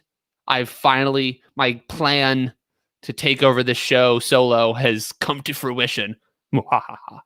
No. Yeah, please keep chatting in the comments. Keep me some company while Bradley's taking care of whatever he needs to take care of. I apologize also in advance for being probably 30 to 60 seconds behind most of y'all, but I'm going to try my best to keep this entertaining. I mean, we're in now a little over 10 minutes into the half, and nothing much has changed. I mean, it's kind of a bit of back and forth. It's almost like one team has the ball, loses it, and counters. The other team has the ball, loses it, counters. So it'll be interesting to see if any one of us can actually start finishing our chances. I think Philadelphia has shot over the crossbar more than anything else, which is good. But Teton's also had some pretty good saves to keep us in it. So hopefully this can keep up and we can change things around. Let me know in the comments if you think there's any substitutions that we could make. I need to be smoking a stogie and tossing some bourbon. Well, I have bourbon, so I'm at least 50% there. So cheers to you, Clifford. But let me know in the comments what you think substitution-wise we can do to make change this game up. We know we've got Zico Bailey in for the injured Greg Garza. Hopefully he's doing well. But on the bench still we have Brandon Vasquez. We have Makoto. We have Barreal. Maybe he could see his debut. Maybe Makoto can play more than some stoppage time. We still have Caleb Stanko and then Abdul Salam still on the bench. So there are more options than we've had in past benches. So we got Makoto. Definitely is something I would like to see. I'd like to see him play a little bit longer. Maybe I would have to look at the stats. I mean, maybe come on for Cruz. Maybe he brings on something different. Or I still think with Harris, you want his ability to make a late game set piece. So I'd maybe still keep him on. But yeah, Makoto could use some more minutes. I'd love to see Barreal come in. There he is. Is there a CST Locadia rain dance? There is not, but maybe we should start one? I don't know. That might be a decent idea. Uh-oh. We got a spoiler in the chat. Yep, I just saw it. Oh, no. I'm worried now who it may be responsible for. Just right off of Vanderwerf. Oh, God. Yep. Insurmountable lead. Jeez. That's funny. Don't apologize, Clifford. It's I guess my beef here is what the hell is Mathieu Duplan doing? Heading it straight up to the top of the box. That is a anytime question. You ask that, anytime you do that, you're asking for trouble. That is very simple defending, is to not hit it back into the middle of the park. Just stupid. It's very, I think coach, hey, I'm at you, coach, FC Cincy Tack Talk on Twitter. When you're dealing with young defenders, I feel like that's one of the first things you're teaching them, right? Is not to just put it up into the air or send it into the middle of the park, trying to get it out of the field of play. And yeah, the deflection's off Van der Vaart, but where was that going? I think it's DePlan who really just kept that play going. Self-inflicted wounds. That's a thing that you've been saying for weeks, but it keeps proving itself to be true. From the same guy. I know. I don't know what Abdul Salam has to do in training to get a chance over. Here we go. I know he's been injured for a while, but here we go, Clay Bay. 60th minute, and you're seeing Kamahela Makocha and Alvaro Barreal up at the same time on the bench, or coming off the bench. They're at the half line in their kits. Here we go. Makocha and Barreal coming in here in a minute. Our two newest signings. Barreal wearing the freshly vacated 31 of Kakuto Mane. Hope is a dangerous thing here, my friend. Hope it's the hope that kills you. And Kamahela Makocha wearing that number 15, once worn by Alan Cruz. Looks like they're coming on.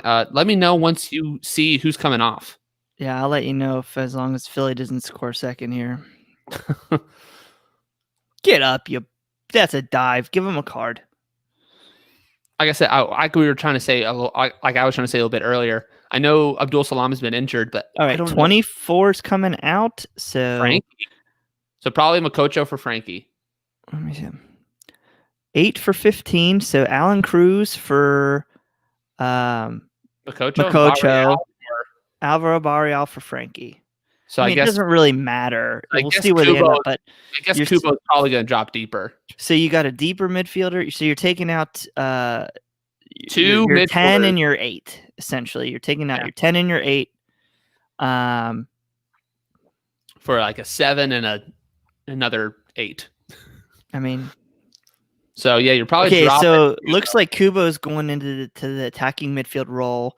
Barrial's going out right. DePlan's getting beat on the right again, and Kamahela Makocha is going to slide in next to Medellin. So if Barrial's I hate that Matthew DePlan. What the hell happened over 1 year? I don't know if he was particularly that great last year. He was just dependable. God, and he just played every game. His teammate in the damn locker room, could you even look him in the eye anymore? Jeez. I mean, I think these guys are probably better professionals than I would be, so they're probably more respectful and understanding of his mistakes, but it's telling that he can keep having these lackluster performances and not lose his starting spot, you know? Yeah, so I think this is more like a 4-2-3-1, which they were kind of playing.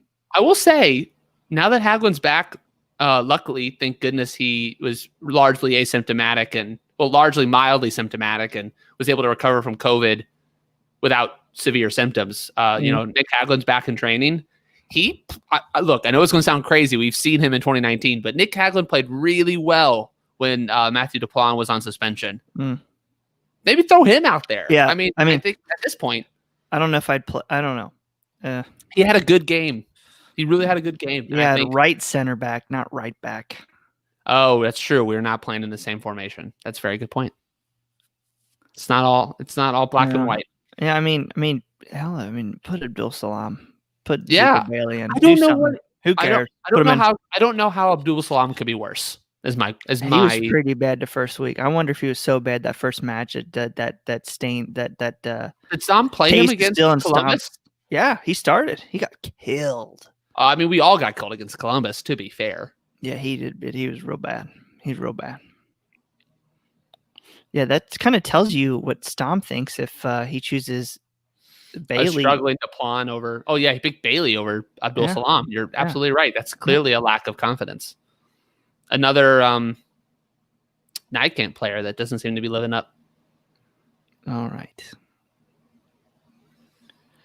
It's so good to at least hear you, Bjorn, or at least read your comments. Man, it's been a while. We need to get together here. Yeah, hang out. I'm curious. Been a while. Guess while. Zhao has moved to the left wing. Okay. Yeah, I mean he's been versatile up on the wings in his past, so that makes some sense. Barrial making his presence known. He's got that. I think the Union guy's more soft. Oh yeah. Oh, Barrial from what I've seen, does Barrial have a broken right hand? Yeah, I don't know what he's got on his hand wrist there, but I mean he had that throughout training, so he's clearly overcoming something. Yeah, it might just be like a sprain or something. Who knows? Well, luckily you can play with that. Extra padding to protect his right hand. Yeah, that is such a soft fall. I mean, Barrial is scrappy, but that's not a that's nothing. You got to keep in mind, I'm just reading the closed caption here, and I think when it meant to say a long throw in or something, it says a long 3 on the foot. Yeah, substitute with a Z. Somebody is drunk. Oh, he's getting over a broken right. What the hell was that? He's getting over a broken right hand, Brad. Is he? Yes. That's apparently what the actual broadcasters are saying, and not what the closed caption watch is the, trying watch to the type. play on the field real quick. Okay, I'm watching. Probably another got destroyed. Yeah, that was cheap. He made a nifty move to get some space, but what a lovely touch! Yeah, I saw that, and then the dude just totally plays Barrial, doesn't play the ball. So FC Cincinnati with a dangerous chance at the top of the box. Yeah, he got flattened. That's no attempt at the ball. That is a clear, McKenzie just knew I got to take him out, and that's what he did.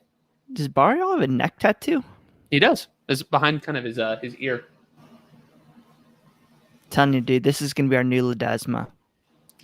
I hope so. Our new guy, man. At this point, let's bring Ledesma back. He's killing it. Whatever team signed him. Yeah, let's bring him back. I'd rather bring it. Get in. Baby, come back. Balls. You can blame it all on me. Manu, come back. I missed you. I missed seeing you at the Oakley Kroger. Ladies and gentlemen, Clay's muted. Just be better for all of us. I was just trying to wish. I was just trying to say I miss him at the Oakley Kroger. I miss his his Cristiano Ronaldo. No, that was Danny Koenig. Sorry. Oh, Andre Blake with a good save. Oh, see, Clifford appreciates my falsetto. Thank you, Clifford. Look, Ryan, I know, but these expensive DPs we've signed over Manu Ledesma have scored less goals than Manu Ledesma scored last year. So now Ryan Sparks is available. I see you. I'm just saying, you want to be like, oh, he's not good enough, and then we spend more money on Kubo, and what has he done? That's all I'm saying.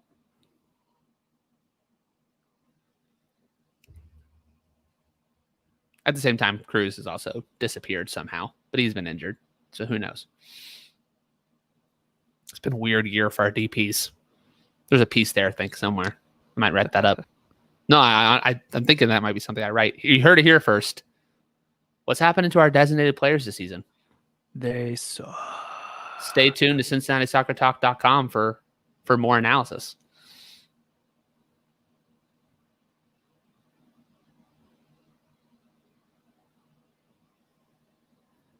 All right.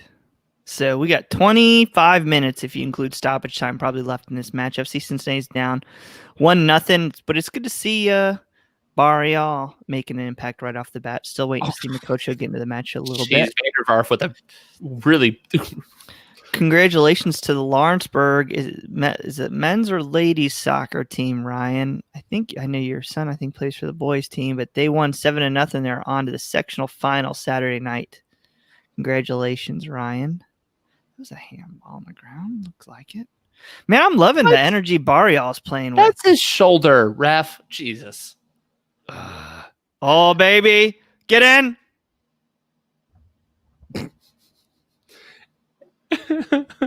It's not a face palm. It's a face mic. Kubo's doing his best Fat Randy impression. Oh, God. Who did you see? Who is selling those jersey T-shirts? Cook Sporting Goods, I think. They're selling Fat Randy. Where are you? I mean, it wasn't that far off, but like Andre Blake's like, yeah, that ain't coming nowhere. Sky high, Kubo. Oh, that wasn't that high. I think it soared above once it like got past the post. It soared, but I think it was pretty close to the crossbar. Yeah, that is one thing our DPs are really good at. Apparently, is missing the goal. I mean, it was closer than I think it looked on initial play. It was pretty. It was quite close. Still, yes, I think you're right, Gordo. You have to hit the frame. You have to at least make the keeper make a save. I like one real quick thing I've noticed. Barrial's low center of gravity. I mean, he's taking hits. Yeah, but he's still staying in control on the ball. It's that thing that you remember Rudy Johnson for the Bengals? Oh my gosh, yeah. Yeah. The Rudy, the one thing that he was always great at, no matter when he got hit, he always fell forward, right? He always seemed to get 2 or 3 yards on every rush because even if he got hit on the line of scrimmage, he would fall forward and get those yards. There's some players in soccer who are like that. They can take a shove or an attempted tackle, and they can still keep dribbling. Barrial looks like he's one of those guys. Yeah. Well, definitely looking more dangerous right now.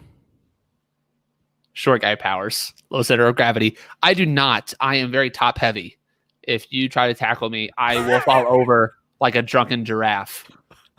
So, what?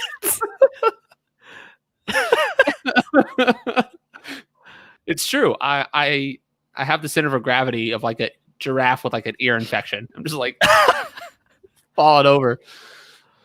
Oh my gosh. It's why I wasn't a center back or a striker. Why he's an actor, ladies and gentlemen. No contact sport. I was good at soccer, mind you. Okay. I just didn't like anyone on the JV team at Dunbar. So, man, I was a good actor too. At least I says I was. I would have made the JV team if I finished tryouts. I just couldn't stand the guys on my team. I wondered, do I really want to spend 4 years with these people? And I said, no, thank you. All right. We just got to be quicker in the final third. I know. We're on the ball more. Philadelphia is letting us keep possession. We just got to do something with it. Nice pass, Makocho. And that's Locadia out in the wings again. I'm just trying to get on the ball. Yeah, but see, Kubo, it's almost like a 4-front line. You have Barrial really wide. Locadia kind of drifts to his right. Kubo comes up, and then you have Zhao on the left. It's a very attacking formation that we're running right now, at least in possession.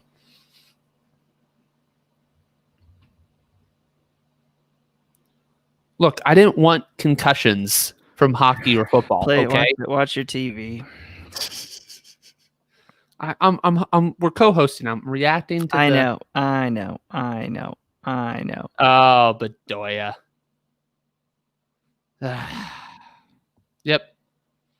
Sometimes that happens when you take off. I mean, Frankie's been one of our best defenders in midfield, and then you have Bedoya who just has plenty of time and space to take a shot, and there he goes. And Aronson, too, just with tons of time to dribble. Look at that. Where was Deplan?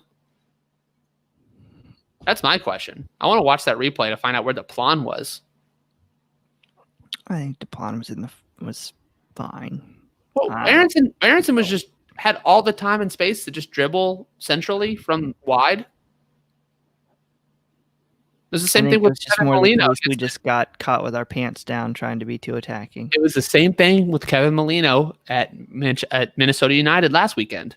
On the counter, where the fullbacks are completely caught out of position, and he had all the time in the world to just stroll down the wing, cut inside, and either shoot, in Molino's case, or pass it to Bedoya, who doesn't have nearly enough pressure at the top of the 18. And the card is down. Oh, that's good. I think he's just got a little cramp, or he's grabbing his hammy. He's trying to get pulled up. Thank you, Larry. Absolutely. I just either Aronson to have all that time to make the pass, Bedoya to Locadia. I mean, that looks like a hamstring problem. Oh, he's getting 2 arms around, or a quad. Yeah, that looks bad. Coming on. He pulled. You don't. That isn't I'm trying to get an injury timeout where I'm trying to get like a foul called. That is an actual, like something pulled up. That's bad. That's not good. Oh, well. Oh, man. Of course, we finally get enough of a squad to have a bench, and then Garza and Locati go out with injuries. Man. So this is the last sub FC Cincinnati can make. Mhm. That's 4 substitutions in 3 windows. Yeah. Yep.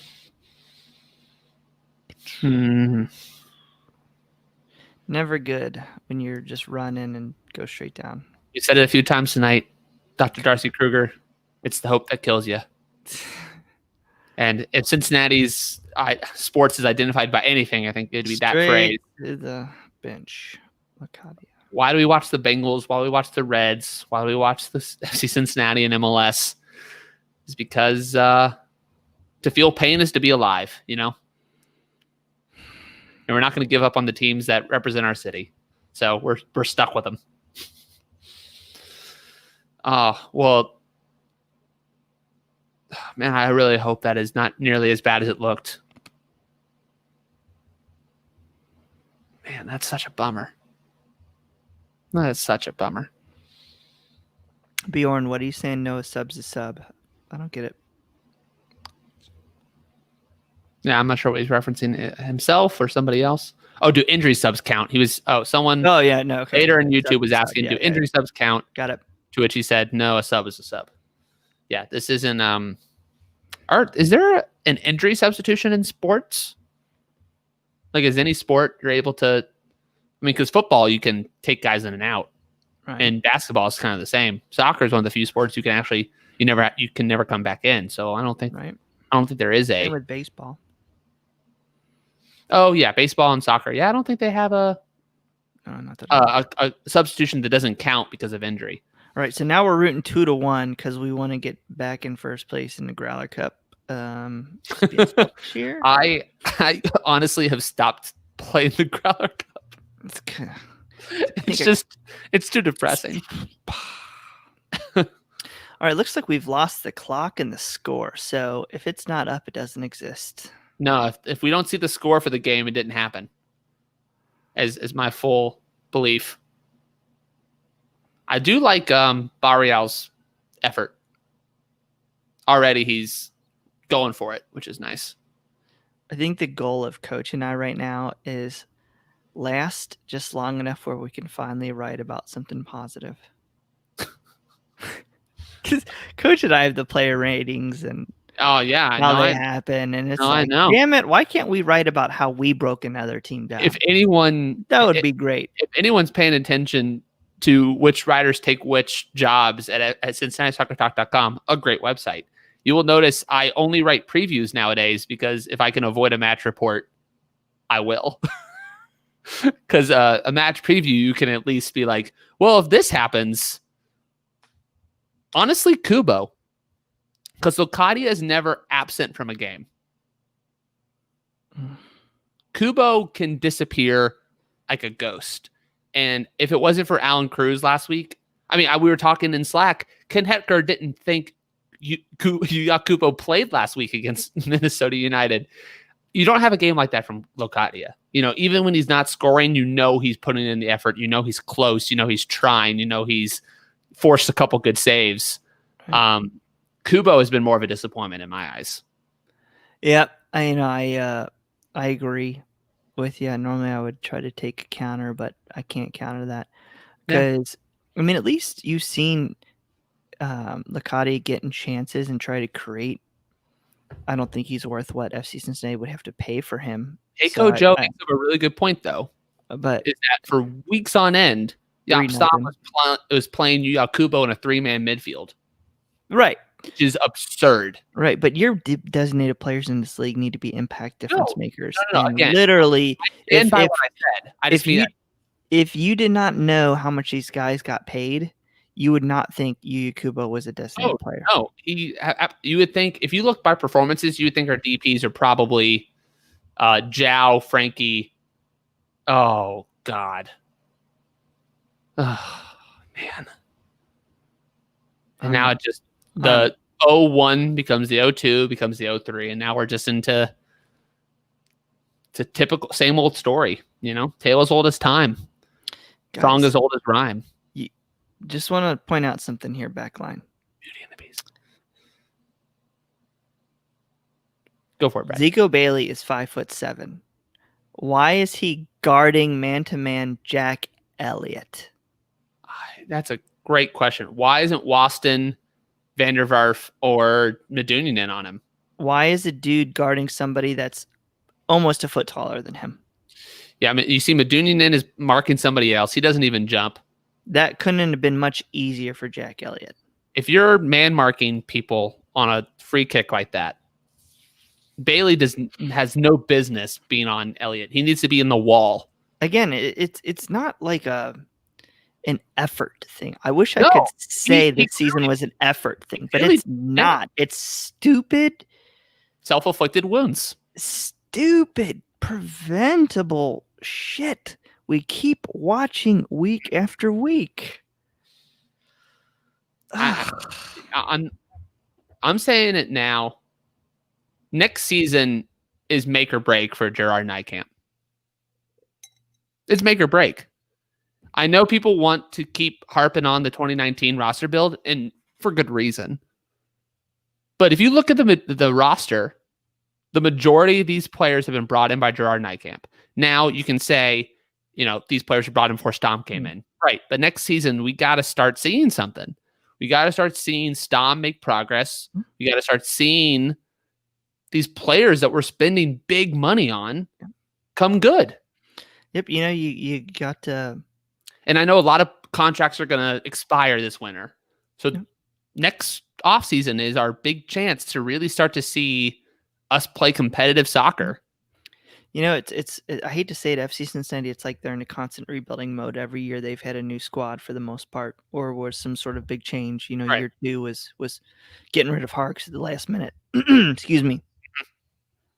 But yeah, you do have to question if it was smart to bring in a guy who had little to no experience in the MLS roster budget system. No experience. None. Versus say a Crew who brought in a guy from Toronto like a Tim Bezbachenko to rebuild the squad, and he did it with a mixture between international players and domestic players like Donington Egby, and he brought in guys like Vitaly Lashe. And another key, I'm not saying Dom Kinnear would do any better with this squad, but it's telling that when given the choice between an international Dutch coach who's been in England and at Feyenoord and all these places, and someone who's has one of the winningest records in MLS history, they went with the former. I don't know if that would have been better, but it's telling that that's what this front office is, their MO. And if it doesn't come good within another year, I think the project didn't work, and you got to start changing it. We'll see. I'm not sure I'm so quick to jump the gun because I said a lot of work, right? Right. A lot of work. Jaap Stam still has really not been able to bring in any of his guys. Right. That's what I mean. I don't think this year is we got to fire Stam and Nijkamp. I said if things don't improve by the end of next season, I think next season is the make or break year. Was my point. The leash cannot be infinite. Was my point. Yeah. I mean, we got Makocho and Barreal, who are very promising. We have to see how they do. There's a lot of guys who are going to have their contracts expire this winter. I mean, the rebuild is still very much in progress. Yeah. And it's hard to keep watching these matches. It's hard to keep seeing the same results week in and week out. 4-0, 2-0, 3-0. Right. No, I agree. I think that I still do give Nijkamp the benefit of the doubt that he's still trying to execute his plan. Thanks, Juan. He kept an extremely low budget team up in the Eredivisie for a long time, so he's got to have talent. You can't just I unfortunately I feel like Kubo was a player that he was talented, and unfortunately we're buying our DPs. The guys we bought were on the sliding part of their careers. Yu Kubo wasn't playing in Germany. He was sliding. Right. Jürgen Locadia wasn't playing the EPL much, wasn't playing in Germany. He was sliding. Seemed young, even though he's not a DP. He was playing in Sydney a year and a half ago, and he played in Ajax sparingly, sliding. Quickly to answer Tim, I don't think it's not another rebuild. I think it's the current rebuild. Yeah, I think it's, yes. Despite the fact that I said the majority of our roster now is made up of NICAM signings, which is true, a lot of the money is still, despite our DPs, is still being spent on some of the players that we brought into the 2019 transition. So NICAM has had to operate on a very limited budget, and a lot of those guys are going to have their contracts expire this winter. Yeah. It's tough to say exactly who. We think Kendall Wasson had an extension, but we don't know. Yeah. Transfer Market says one thing, another website says another. So we don't know exactly who at this point is expiring come December 2020. But there's going to be a lot of turnover. Yeah. There's going to be a lot of chances to bring in new players. So this, I think, was rebuild phase 1. I think this offseason is going to be phase 2. And we have to see going into next season if the full rebuild can bring results. Another good point. Yeah, we're just not, also on top of it all, 2020 has been, despite the cliche, a completely unprecedented situation. Now everyone's dealing with the same thing, but these guys have been together for several months now. I want to respect the fact that it's been an incredibly strange season with, nothing to base it off of, but at the same time, everyone is going through the same thing. So who would stay and who would go? Again, I'll tell you exactly who do that. Go for it. All right. So I think if you start in the back line, DePlan's gone, probably. I would say Kendall Wasson's gone. Again, it depends on whether or not he has that extension. Yeah, no, I think we've reached out to the club and we don't know a definitive answer yet. I'm pretty sure he's gone after this year. I think Van der Werf and Pedersen. Van der Werf and Pedersen are going to be here on the center back side. I think Nick Hagland still stays because he's so damn cheap. But I think we're probably going to have two new left backs, and Gutman two new right backs. Garza probably definitely has his contract up. Gutman probably has to return on loan. Stanko's probably gone. I would say Medunjanin's gone. Medunjanin had a 1-year contract. We know. So I would say you could probably. Right. I think your long-term deals in the midfield are Makocho, Cruz, Amaya. Right. Maybe De Jong. I don't know if he signed a 1-year or a 2-year. I don't know. I don't know about De Jong. Yeah, I would say I would love for him to be gone after this year. We know Jürgen Locadia is here until at least June of 2021, unless we terminate that loan. Holy moly. Yep. I wouldn't be shocked to see TT gone. Well, TT, now that he's got a green card, I think he's going to expensive for a keeper. It makes no sense. I don't know the roster wages like you do. No, I mean, you could honestly, if Ben Lunt can get a green card, which I would assume he would have to get a green card. It's going to be tough for him as a German citizen to get a consistent starting jobs in MLS. Right. But you give Ben Lunt, you go with Ben Lunt, Bobby, and Richie. All of a sudden you got 3. If Ben Lunt can get a green card, all of a sudden you got 3 domestic keepers at a very, very cheap rate. Yeah. See, that's the thing with keeper is it's a position you don't really have to spend that much money on. Yeah. Unless you have an established guy like a Blake or a Sean Johnson or a Luis Robles, something like that. I think defense is going to have the most turnover. I think most of our signings recently have been in midfield and attack. So I think that's unfortunately going to be very consistent, at least going into 2021, whether or not that changes. It might work some magic and get some guys traded or something. Mm-hmm. But yeah, I mean, think of all the guys we've added. João, Vasquez, Locadia, Kubo, Barreal.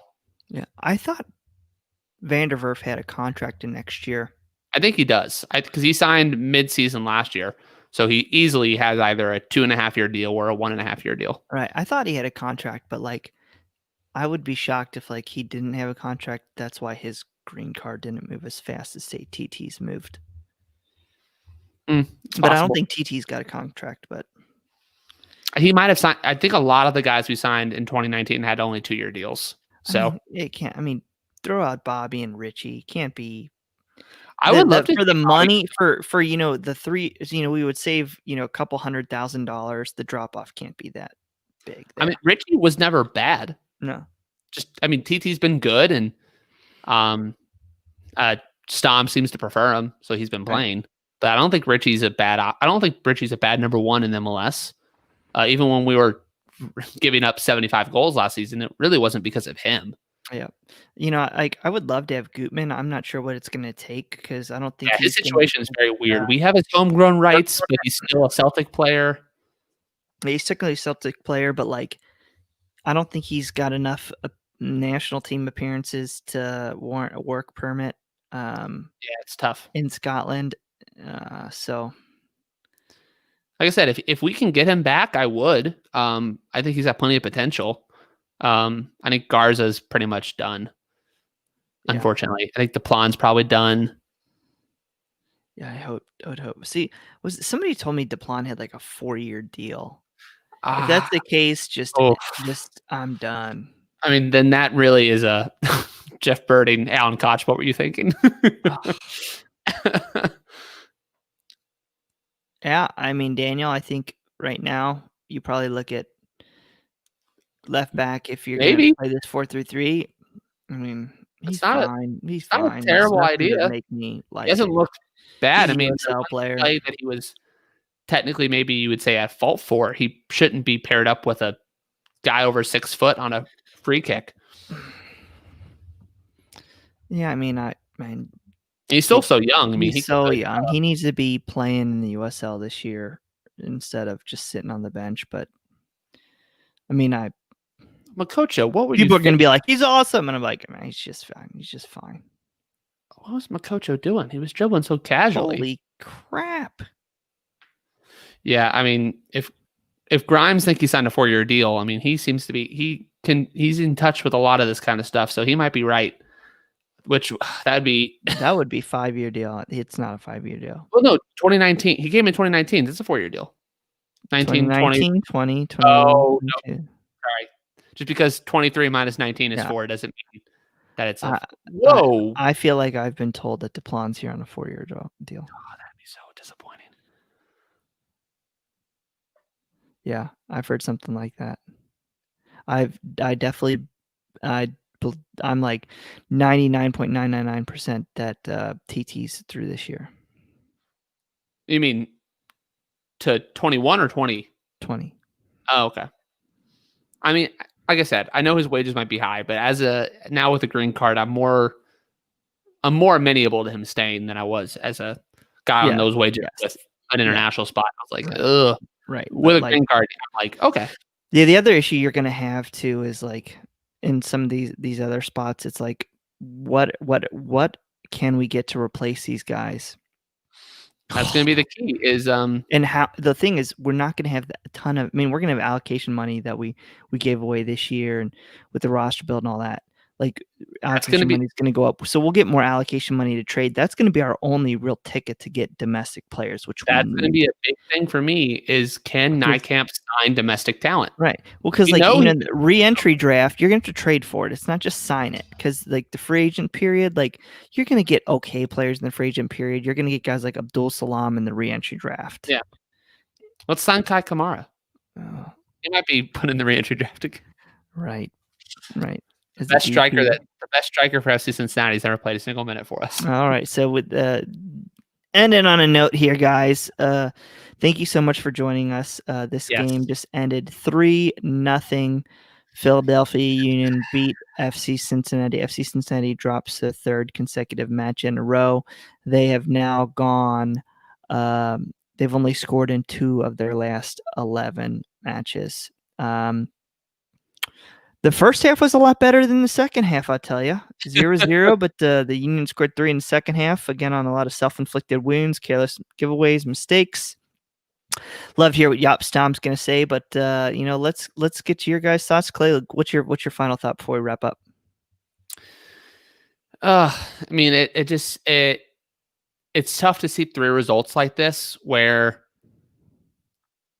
there's some, there's clearly some good, particularly in our first half. I mean, we definitely had opportunities. We had opportunities against Minnesota. We dominated possession. New York was kind of a different game entirely. We just sort of gave up so quickly and then capitulated from then on.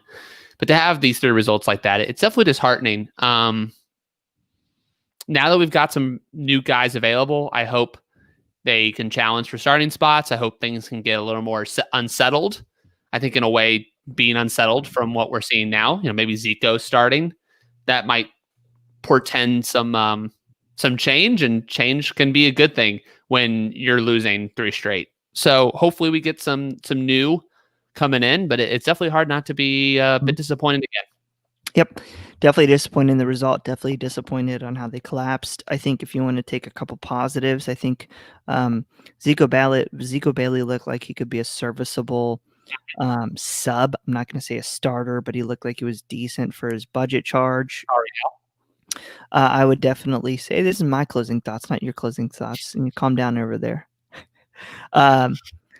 Barrial, I was going to say Barrial. He looked like a player who was trying to make a difference out there and had the ability to make things happen. I'm interested to see what another couple days will do, what this time in the pitch will do with his teammates. But then you got to take a negative, another match without a goal, and now Jurgen Licati is hurt. So what's that do? Maybe that gives him a little bit of a break, gives Jaap Stam a chance to sit him on the bench, take a moment, relax, figure things out. Maybe it drops a little bit of pressure. And then, honestly, we got about 2.5 weeks till Ohio State football. So that's something to look forward to. And if you're a Spurs fan, we have that to look forward to instead. Yes. Yes, Juan, I'm glad Spurs are doing well. But thank you so much for joining us. We had a nice crowd tonight on a Wednesday night. Things will turn around. Hopefully, you got to keep in mind, look at how great Toronto is right now. And we had a great March to Match Day, which I encourage you to listen. Kristen Knowles is our guest from the Vocal Minority. She was awesome. But you think about them, honestly, they went 7 years without making the playoffs, and now they're the best team and one of the best teams in Major League Soccer, definitely most consistent when it comes to getting to the MLS Cup. So brighter days ahead. Keep the faith. I'm not going to say trust the process because that's a bullcrap line.